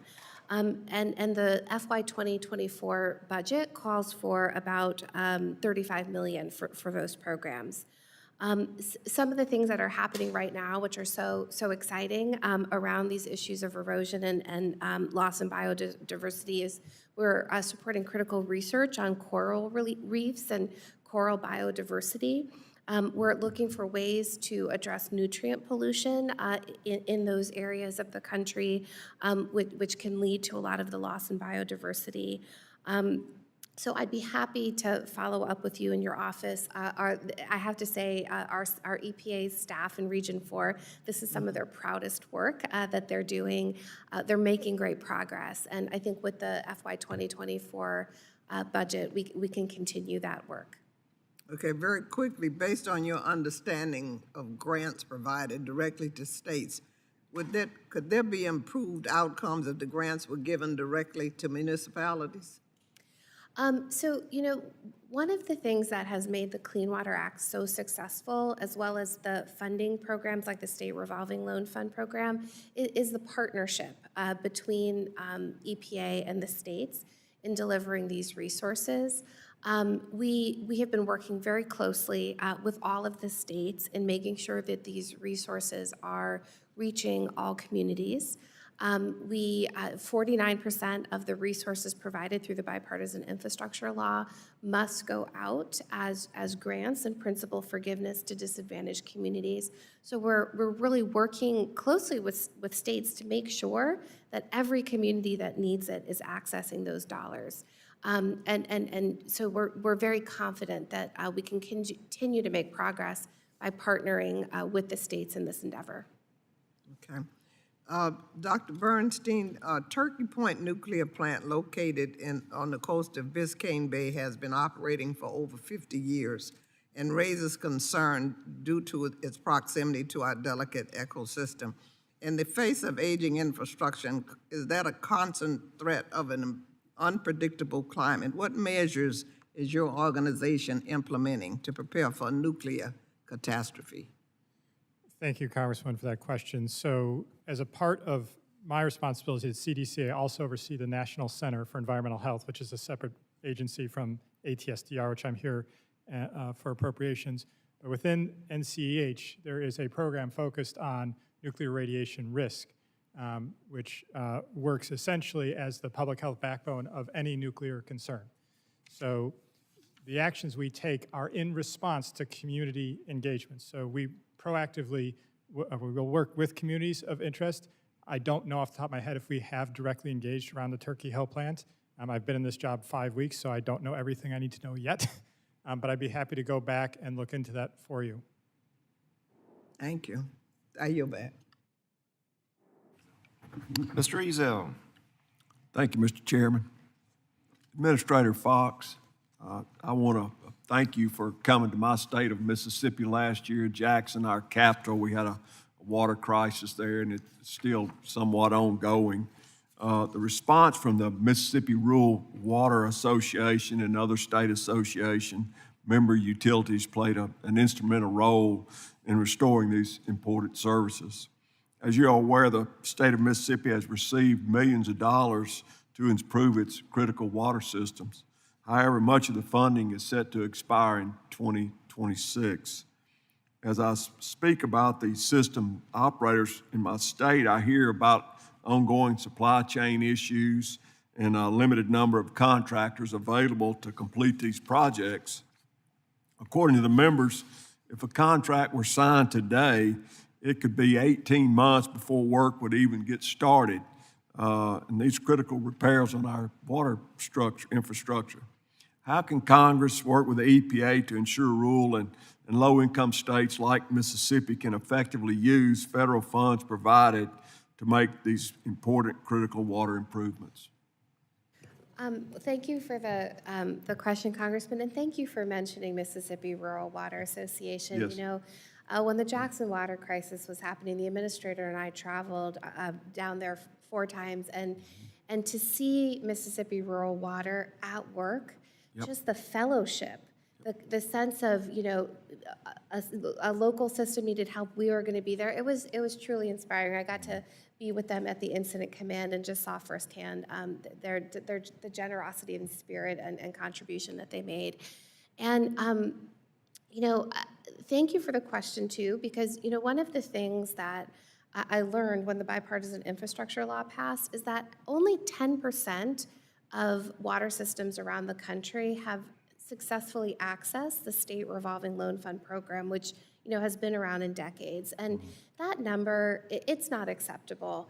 This is a program that's got to work for every community. And, you know, as I have traveled all around the country to rural communities, you know, there are significant technical, financial, and capacity challenges that these communities face. And we need to take care of that so that they too can benefit from these resources. So over the last year and a half or so, the Office of Water has set up a technical assistance infrastructure to do that very thing.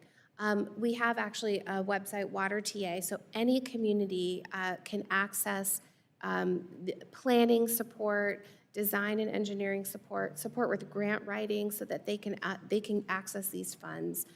We also continue and have actually increased our technical assistance funding to both National Rural Water as well as the Rural Community Assistance Program, so that because they are oftentimes on the front lines with these rural water systems.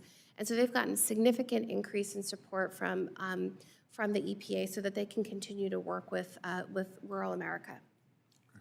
Thank you. Does your agency take into consideration the resources available in rural and disadvantaged communities when placing timelines on the use of these federal funds? I'm sorry, sir, could you say that again? I couldn't quite hear you. Okay. Does the agency take into consideration the resources available in rural and disadvantaged communities when placing timelines for the use of the federal funds? Yes, we do, sir. And, you know, many of the timelines that we have around distributing our funding through the bipartisan infrastructure law, that was really set by Congress when they passed it. Other funds that we have available are more flexible as far as how quickly they have to be spent. But we absolutely work with disadvantaged communities and rural water systems to meet them where they are. We try to be flexible. We also work with the states who are often, you know, who we give resources to that then provide assistance agreements to local water systems. So that's absolutely a consideration. Let's really try to get that on a high priority list because that's been a problem for years there in Jackson. It's not in my district, but it's my state. And they really need some help up there. So if you could get that going a little bit, we would certainly appreciate it. Will do. Thank you. Thank you, Mr. Chairman. I yield back. Mr. Stanton. Thank you very much, Mr. Chairman. Arizona is ground zero to witness the impact of climate change in our country, in many ways our planet. More expansive and intense wildfires, and if you're paying attention to the news, Phoenix broke a record yet again for the most days under an excessive heat warning. My hometown is now approaching its 14th consecutive day with temperatures at 110 degrees or above. But none are perhaps more consequential than the prolonged mega drought in the Southwest that is straining our most precious resource, water. In the desert, we have always had to be smart about how we use our water, but it has become even more urgent and more challenging with the impacts of climate change. It's a new reality for the American Southwest, and we need to be smart and proactive about how we use and save both surface and groundwater in a hotter, drier future. That's why I've made it one of my top priorities in Congress to tackle these challenges head-on and to work with community leaders and our federal partners to develop creative solutions. And I'm proud that Arizona already leads the way, and in so many ways, in sound water policy and stewardship. In Phoenix, efforts are underway to build a multi-billion-dollar advanced water purification facility to recycle wastewater into drinking water by the end of 2030, providing a resilient and drought-proof water supply for not only Phoenix residents, but surrounding communities as well. With continued cuts to our share of the Colorado River water, this project has the potential to replace half of what Phoenix receives from the Colorado River each year. That is significant. Administrator Fox, I appreciate our discussion about this project recently and the ongoing impacts of climate change on our water resources. This innovative project is an important investment that we have to make, and one that the federal government should actively partner with us on.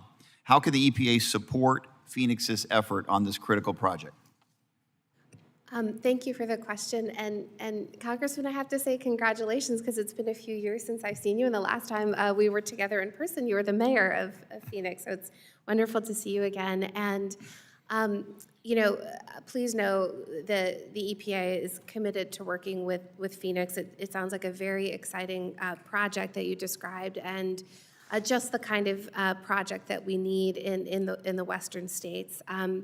I'd be happy to follow up with your team and with the city of Phoenix about the project. I think there are a range of funding. One of the things that we've been trying to do at EPA to help address the Colorado River Basin challenges is how do we prioritize water infrastructure projects that actually get to water supply diversification, water reuse, and fundamentally helping communities like Phoenix reduce their long-term reliance on the Colorado River, as this project seeks to do. I recently got information from my team that about $2 billion of the funding that we've put out over the last several years through the SRF and the WIFIA program are funding these types of projects all along the basin. That's great. So we would be happy to follow up with Phoenix and think about what is the right package of tools that we have, financing tools that we have to help. We look forward to working with you. Thank you for your leadership and look forward to working with you. Commissioner Joyner, thank you for your work and that of the Commission in addressing the challenges of the ongoing drought in the Colorado River Basin.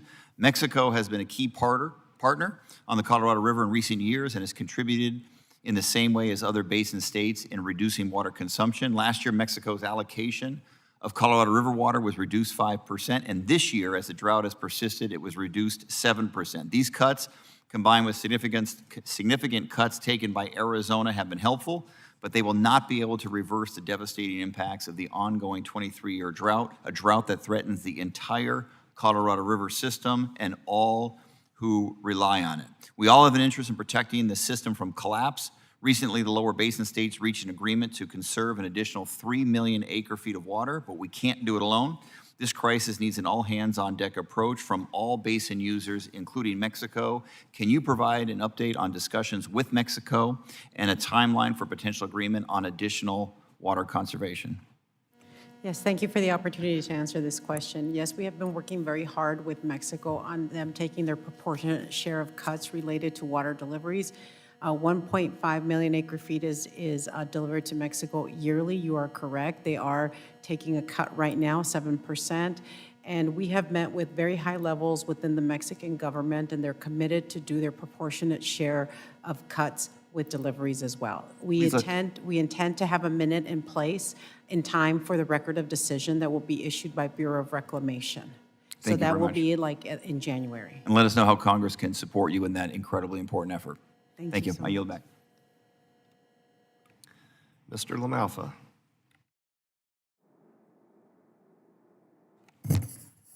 I was next. All right, thank you. Hit your microphone.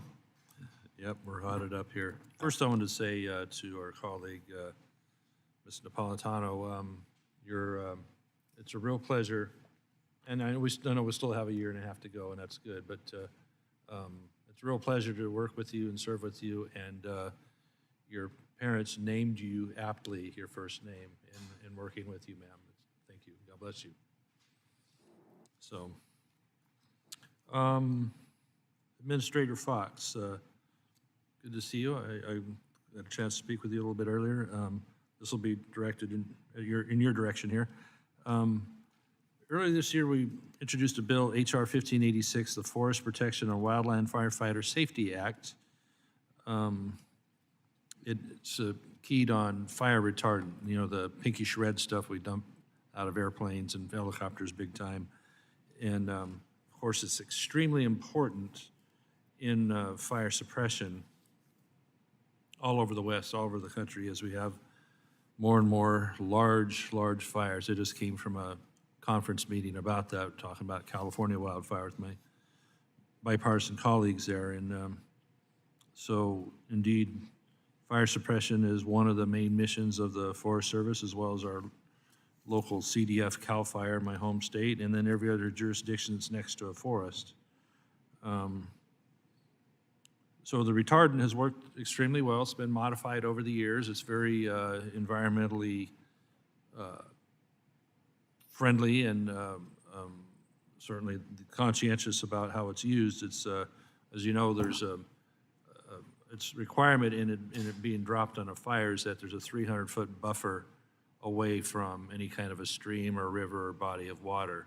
And so when you got the large aircraft, the DC-10s, the 747s, or the next size down, generally there's a pilot plane that is guiding that large aircraft to where the drop is. And they do a remarkably good job of getting it where it needs to be. It really hasn't been a problem. We don't have a record of incidents of it harming waterways or environmental issues. So, so what we're wondering is that why is it that at this point, Forest Service, again, has been fighting fire since 1905 and using aircraft for suppression since sometime in the 50s. Why do we need, all of a sudden, a permit to use this well-known material? Because that's currently underway, and I'll let you answer the question. Yes, well, thank you for the question, Congressman. And, you know, as you know, I too am from California, and we live with the threat of wildfires all across the West. And, you know, EPA is committed to ensuring that firefighters have all of the necessary tools at their disposal to safely protect communities while also upholding the responsibilities under the Clean Water Act. So we have in place a compliance agreement with the Forest Service that allows the Forest Service to continue all firefighting activities, and we're also working towards a longer-term permit. So the Forest Service and the EPA And we're thankful for are that in because there was agreement. a lawsuit brought by an outside group to incredibly sue to stop the usage of it. Yes, so that court, happy to give you an update on that. So the U.S. District Court in Montana that is presiding over this case, they acknowledge that a permanent injunction is not needed because we have this compliance agreement in place. We have this permit. So we, the Forest Service, the EPA, we are moving forward. They have all of the tools they need to be able to fight fires, and we have addressed this litigation issue in Montana. How long do you think it will take to process the permit that inevitably, I hope, will be issued in order to get the material? So it is a top priority for us and for the fire service to get that done expeditiously. Sir, I don't have the immediate time frame in front of me right now. The estimate I hear is 2 to 3 years. Do you think we can streamline that? I would anticipate it's on the lower end of that number, but let me make sure that we're providing you with accurate information. But what I do want to just underscore is that with this compliance agreement in place, the Forest Service can undertake all firefighting activities.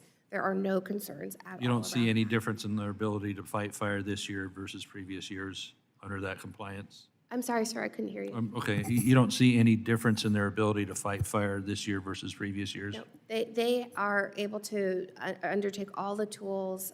That is all covered in the compliance agreement that is in place. Okay. The states will probably have to, many of them have to go through permit process as well. I hope they can be timely. Lastly, are you actually aware of issues that have popped up on retardant getting in and causing an environmental issue in our waterways? Do you have a list or such of anecdotes, or are you aware of any? I'm just at, you know, are you aware of them? I'd like for my technical team that focuses on that to get back to your office. Okay, we'd love to have a list and see how often it actually may have occurred. Now, there might be an accidental drop here and there, but anyway, with that, I need to yield back. Mr. Chairman, thank you. Mr. Carter, you're recognized. Mr. Chairman and Ranking Member, thank you for the opportunity. Ms. Fox, you mentioned the passage of IJA and IRA as being instrumental to achieving clean and safe water. Can you share with us how the $13 billion investment into the Clean Water Revolving Fund will help achieve that goal? Well, thank you for the question. And I have to say, Congressman, it has been a very productive partnership between EPA and the states in getting these resources out. In the first year of implementing the bipartisan infrastructure law, we have put forward about $5.2 billion from EPA to states, and now states are funding local water projects all across the country. We think that there's over 1,400 assistance agreements that are in place. So the vision that Congress had in passing the bipartisan infrastructure law to help provide clean and safe water, we are able to deliver this for the American people. What's so wonderful about the Clean Water SRF program is that there's many uses that states can work with their local communities and make sure that whatever project in need there is, that can be funded.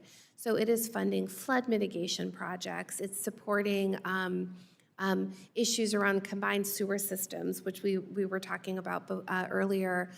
It's investing in wastewater utilities to upgrade their infrastructure so they're discharging safely into the environment. It's funding work around Pfas and making sure that we're addressing that. Can I get you to drill down a little bit in the area of Black and brown communities that have historically suffered from poor water quality? And what efforts specifically can we expect to see as these issues crop themselves up, unfortunately, in areas of underserved communities, probably disproportionately more than anywhere else? That is correct. Low-income communities of color are disproportionately impacted by water challenges. So we're doing a couple of things. I mean, one is that when Congress designed the bipartisan infrastructure law, they did something different than our usual appropriations to the SRFs. They required that 49% of those resources must go to disadvantaged communities, and that has to go out as grants or principal forgiveness because they have financially related challenges. So we've been working with the states and helping them to identify disadvantaged communities. We now have this technical assistance program that any community can access to help them navigate getting these federal dollars. And it's going to sound like I'm cutting you off. Please forgive me. We've got okay. limited time, so I just want to kind of jump in on a couple of points. One of which is you mentioned these resources. In a lot of the small parishes in Louisiana, counties and other places, we have smaller communities that don't have access to consultants, accountants, and programs to access these grants. What are you guys doing in the area of making it plain and reachable and accessible for smaller urban areas? Yeah. Well, so and rural areas. Yeah, well, and I am putting a call out to all of the members here that our water TA program is available to anyone. So Congressman, I would be happy to have my team reach out to those parishes, make sure that they know that we have this technical assistance. They have access to engineers, planners, grant writers to be able to get these funds. We're making that available. I will absolutely take you up on that. I mean, because we have a very robust outreach program in Louisiana and LAO2 where we take our efforts to the community to make sure that those things that have once seemed to be challenging or far away, we bring it close to the people so they have an opportunity to see government at work, but more importantly, access resources that can assist. Real quickly, Mr. Asprey, one of your areas of focus is conservation programs under the Farm Bill. There are many programs in particular that are looking toward Congress to look ahead of the Farm Bill for reauthorization. One of the issues that is critically important in my district of Louisiana is the massive issue in my district, which is flooding. What can Gulf South do to help mitigate the risk of increase of flood insurance premiums? NFIP Risk Rating 2.0 has been devastating to our communities. Can you share with us any hope that you may have on some relief in the area of flood mitigation? Congressman, thank you for the question. NRCS could assist with that indirectly for the flood insurance premiums through construction of flood control measures. If folks are not directly impacted by the flooding, then their flood insurance rates would go down. But we would provide the structural opportunities there to help address that on the front end so that there would be a level of certainty. Be very happy to work with you and your team in Louisiana on that and talk about options and see what solutions we can come up with. Thank you very much. My time has expired. I yield back. I might just make a plug for NRCS. Been a great agency to work with as it relates to flood mitigation and snag and drag and all those good things. So appreciate the work. Mr. Duarte. Thank you, Mr. Chairman. Thank you. All of our participants today, thank you for your testimony. Ms. Fox, thank you for being here. I want to make a few comments on the Army Corps of Engineers and then move on. I don't expect you to have all the answers, but I really would like you to know some of the just unacceptable performance level of the Army Corps of Engineers in my district in permitting water quality and water flood control projects. In Merced County, we had McSwain Creek overflow Planada twice in 5 years, flood out the same grammar school, flood out the same neighborhoods. It's a farm worker community primarily. It's definitely a disadvantaged community. It's definitely a brown community if we care that, black, brown, or whatever they are. Twice in 5 years, all the while undergoing a permitting process with the Army Corps of Engineers and Fish and Wildlife to repair the same levee on the same creek that broke twice. That was unacceptable. Now in the same county, I have there was another flood down there this year at Black Rascal Creek that flooded out the town, the grammar school in McSwain, as well as several farms. We actually brought in Chinook helicopters from the Army Corps, from the Army Reserve to drop riprap in the break of the levee and see if we could get it repaired. Now they're going through a permitting process with the Army Corps that was begun in 2000. In 2022, they were told to go back and redesign it based on some new standards. They're now 3 years into redesign, trying to repair these critical levees where they're very, very concerned about breaks flooding out their communities. Fish and Wildlife, Army Corps of Engineers, they can't get these projects done even within a scope of 5 years. So whatever the local authorities, whatever the local decision-making you believe the Army Corps to have, and however effective you may believe that is, I would encourage you to investigate it. And if you need any more information on these issues, please contact my office. I'd be glad to put you in touch with the local electeds down there who'd be glad to give you a tour on the ground. On a greater issue that I would like more feedback from you on, the San Joaquin Delta sits just east of San Francisco.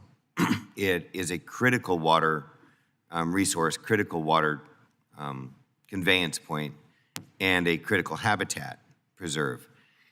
Over decades, we've had cities surrounding the San Joaquin Delta with effluent discharges, non-tertiary treated, and sewage discharges into the Delta.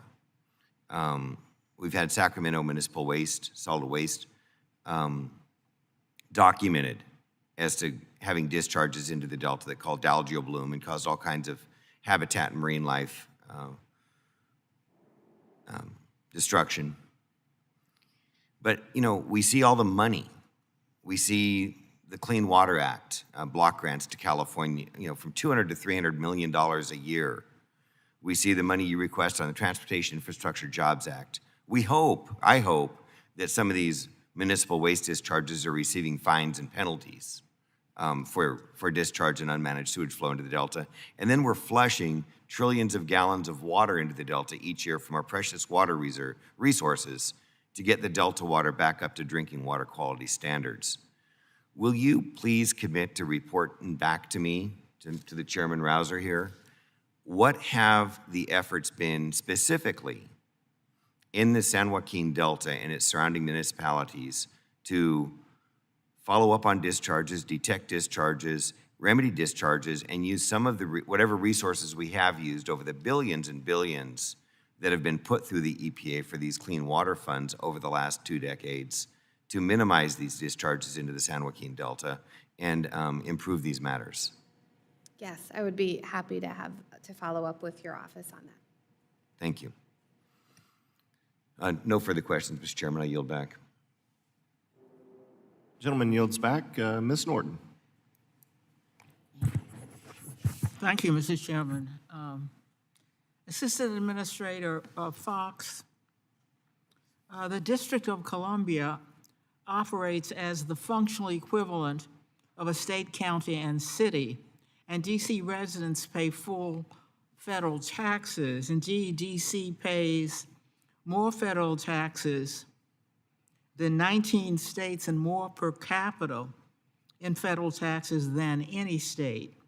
On multiple occasions in the last couple of years, the EPA has denied DC equal federal funding, including in the solid waste infrastructure for recycling and climate pollution reduction grant programs. While it has treated DC as a state, it has not treated it as a municipality in the solid waste infrastructure for recycling program, and required DC to share its state funding with the DC metro area in the climate pollution reduction planning grant program. So my question is, why has EPA denied DC equal federal funding? Well, thank you for the question, Congresswoman, and it's good to see you again.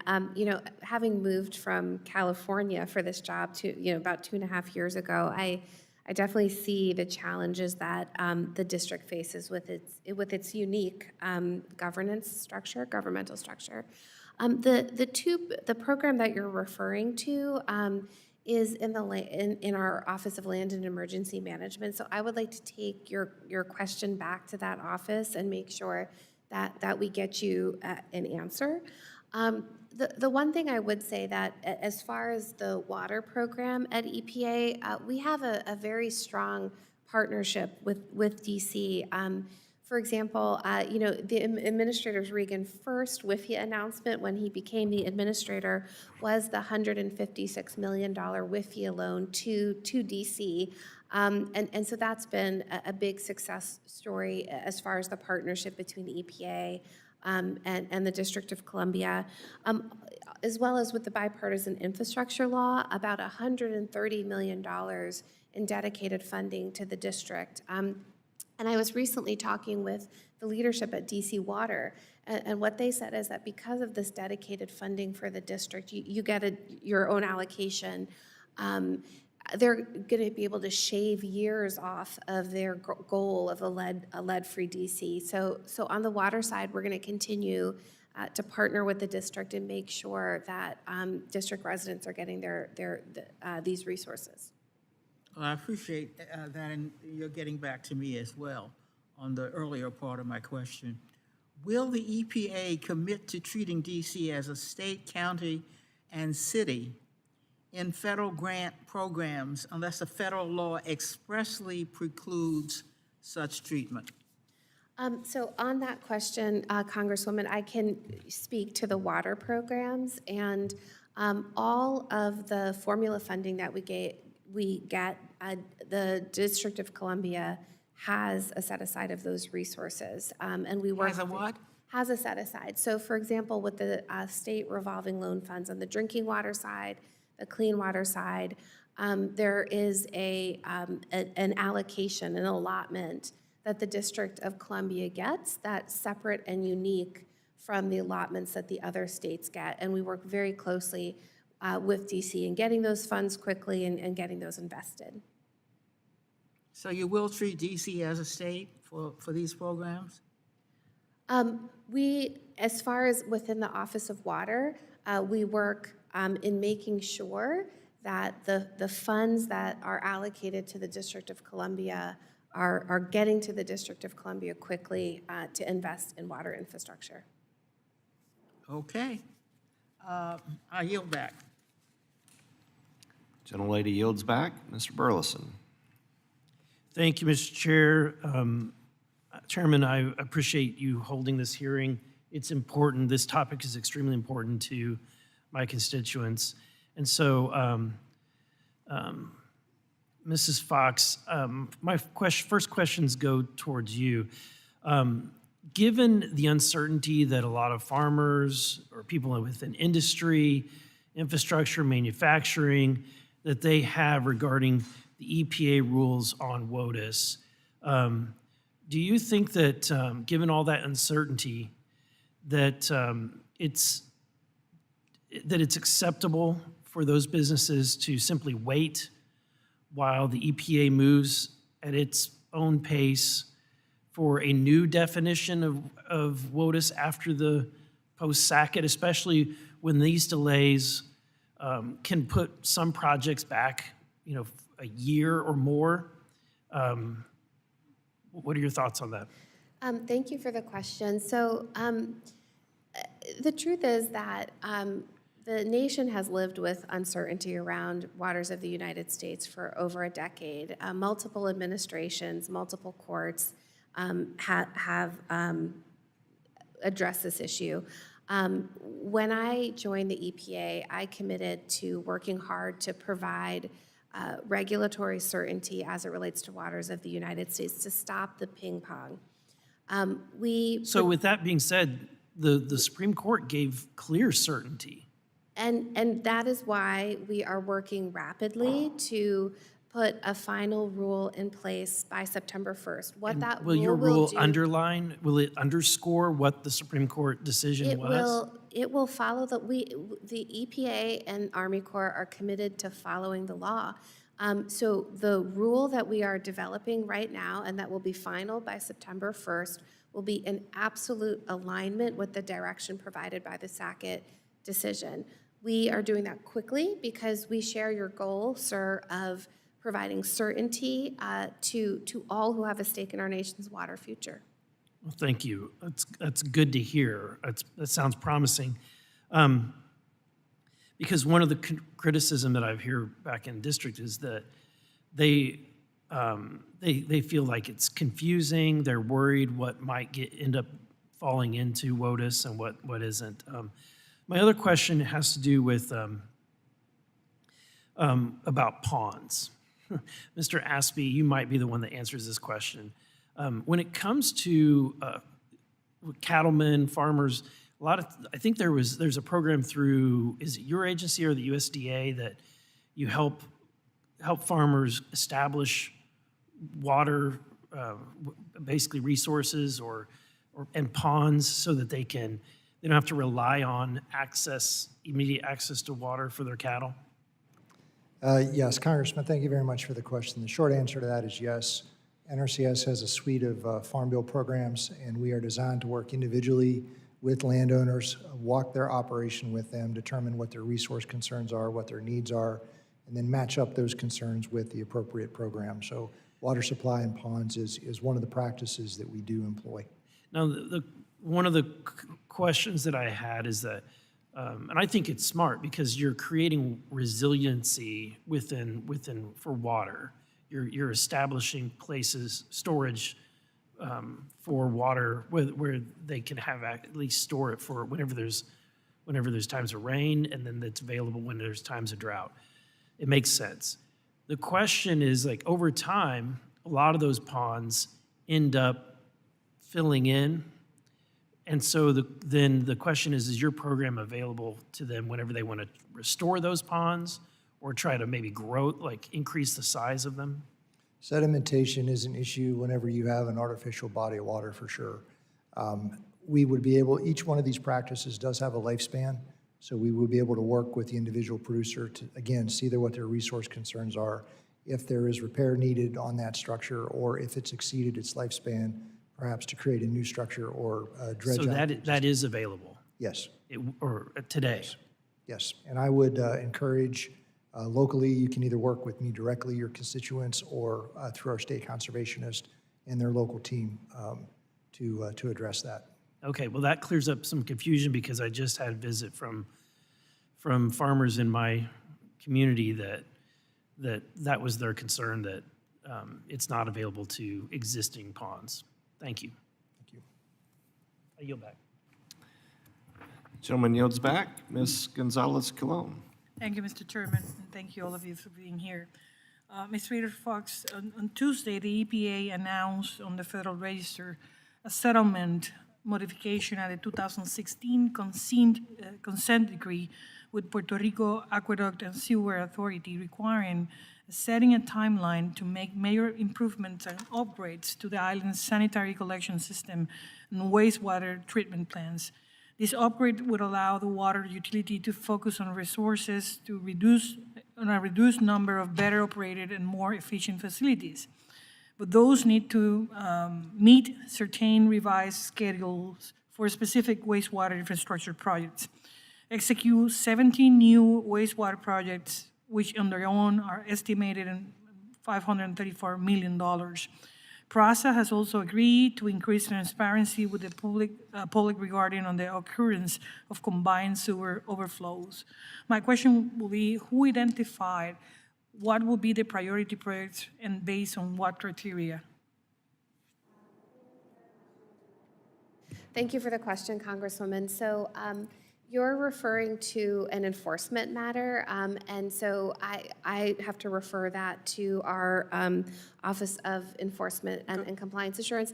But what I can say, though, is this is an EPA that's very committed to making progress on water issues in Puerto Rico.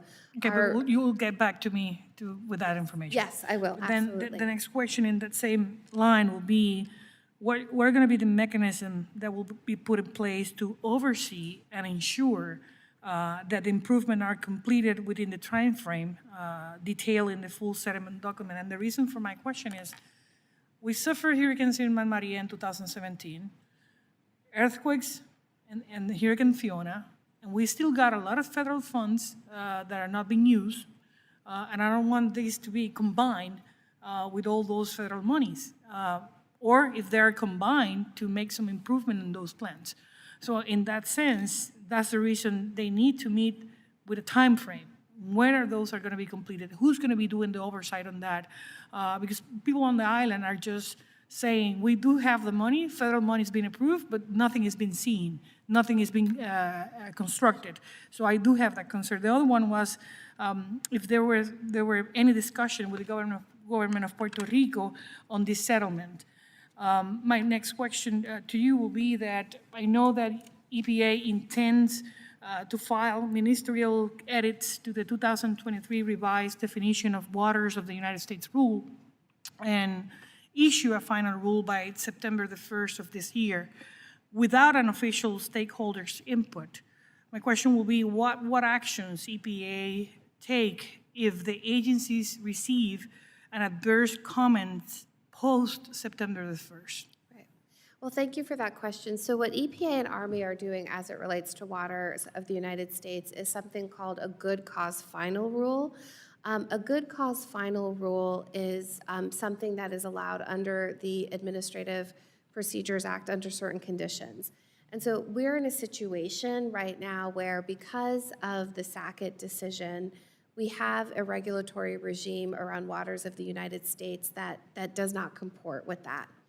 So we have no policy discretion as agencies right now in this rulemaking. We are simply amending the rule so that it is consistent with the Sackett case. And that is why we are not taking public comment per the Administrative Procedures Act. We think that by having this final rule in place by September 1st, and that's consistent with the law, that will provide great clarity to the regulated community. But what happened? Now, Congresswoman, if there are questions that remain for the regulated community after that final rule, we are going to be holding implementation discussions. If there's ongoing questions that remain, we will address them. We are absolutely committed to that. From the beginning, we have had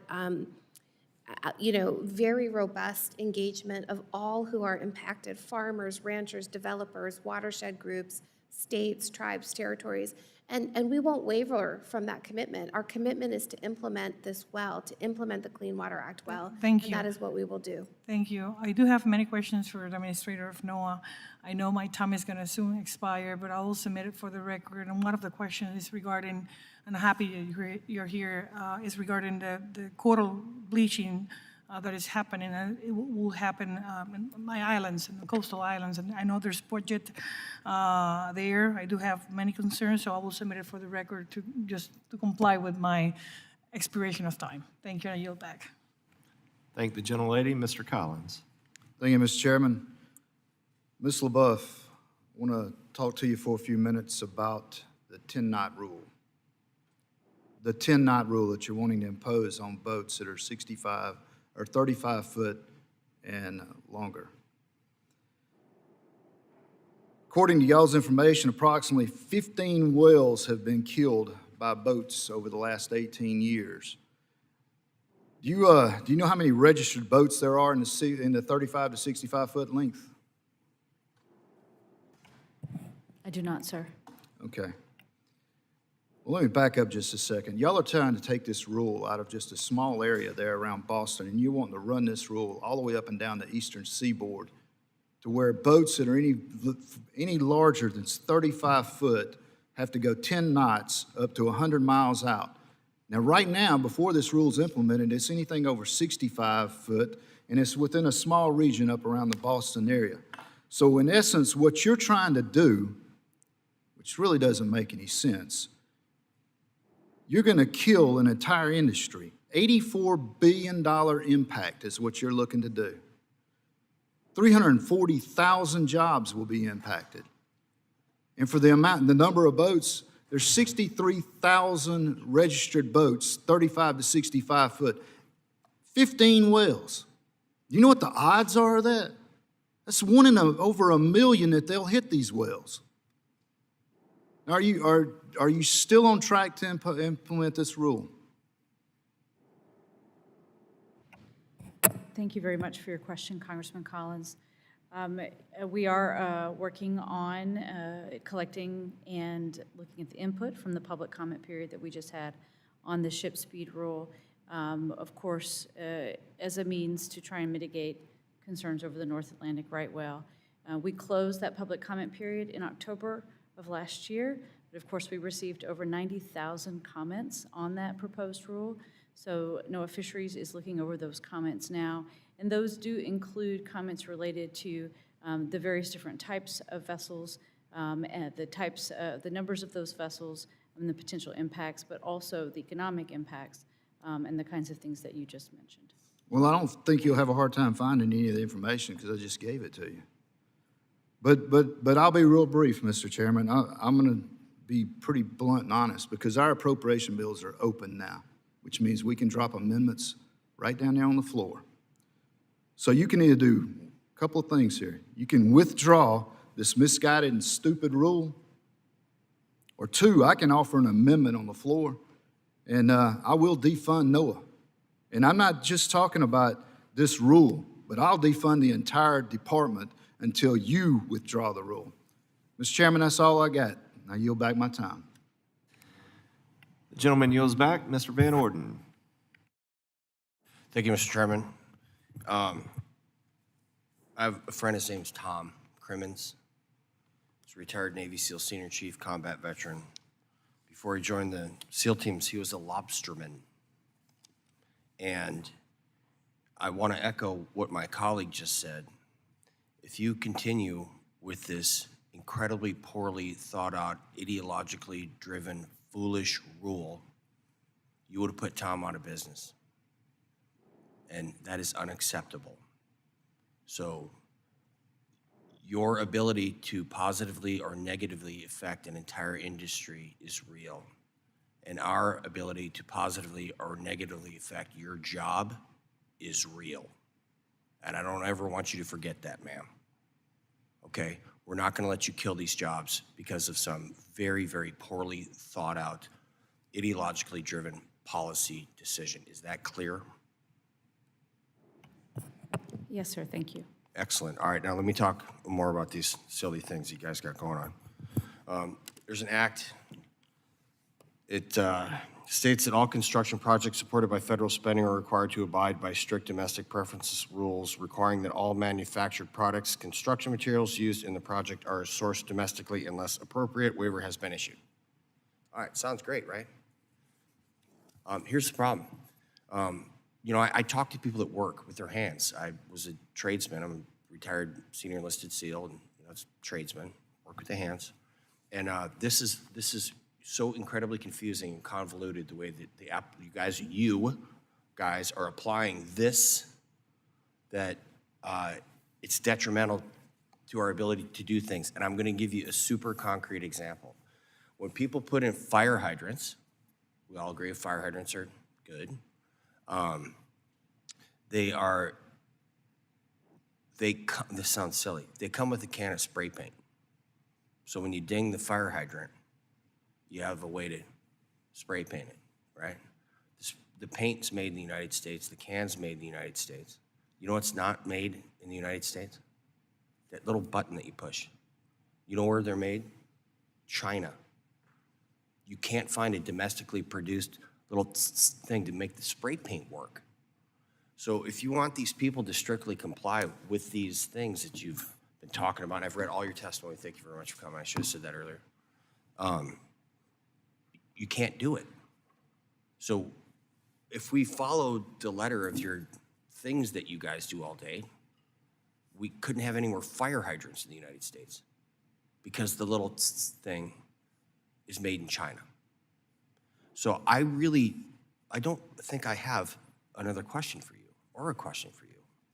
I just want you to understand that when you guys return to the puzzle palace and start spewing out these regulations without talking to somebody that puts in a fire hydrant, you're doing an injustice to the United States of America.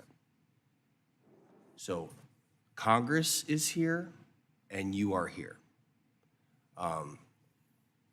And to me, does that make sense to anyone? Does it? I mean, Ms. Fox? Yes, sir. Thank you for raising this question. So I think you're referring to Build America, Buy America, which was passed with bipartisan support by this Congress. I get it. And so the agencies are working in a balanced and reasonable way to meet the spirit of this law from Congress. There are, what I can say as far as the Office of Water is we are, we believe that we can achieve both goals. We can spark and grow domestic manufacturing capacity right here in America because that is what is best for the American Ms. people. Fox? And we can do it in a way, sir, that also provides a fair and reasonable on-ramp I understand for that, ma'am, and I have situations 30 like you're seconds left. I'm describing. sorry That is for- certainly what we are doing I understand as that. we implement the Ma'am, bipartisan I have infrastructure 27 law. seconds left. And I'm just telling you, I get what you're saying. And I love this country. I fought for this country for my entire adult life. So I want what's best for America. But the problem is, when we're trying to do the spirit of stuff, you guys are actually prohibiting the ability for us to have a fire hydrant. So I don't know how long it takes for you to figure this out, but it's already too late. That's all I'm saying. Your conduct and your regulations have real-world implications on the ability of someone to put out a fire when their house is on fire. So, Ms. Fox, if your house is on fire, would you like a fire hydrant out front? And if you would, then please hop sing and get this done, please. Let's get this done. Let's just do it. And with that, I yield back. I'm out of time. The gentleman yields back. I thought maybe we had another member coming through the door there. Seeing no one who has not already had 5 minutes, I know my friend and colleague, Ms. Napolitano, had a couple of words she wanted to say. Grace? Thank you, Mr. Chair. I just want to say that I have heartfelt thanks to you, my chair, to the ranking member, Mr. Larson, my colleagues for the beautiful comments regarding my retirement. Won't be for a year and a half yet. And to my excellent personal and committee staff, and to the staff on the other side, my gratitude for you, for your help, input, and support. Thank you. Thank you, Ms. Napolitano. That's very nice.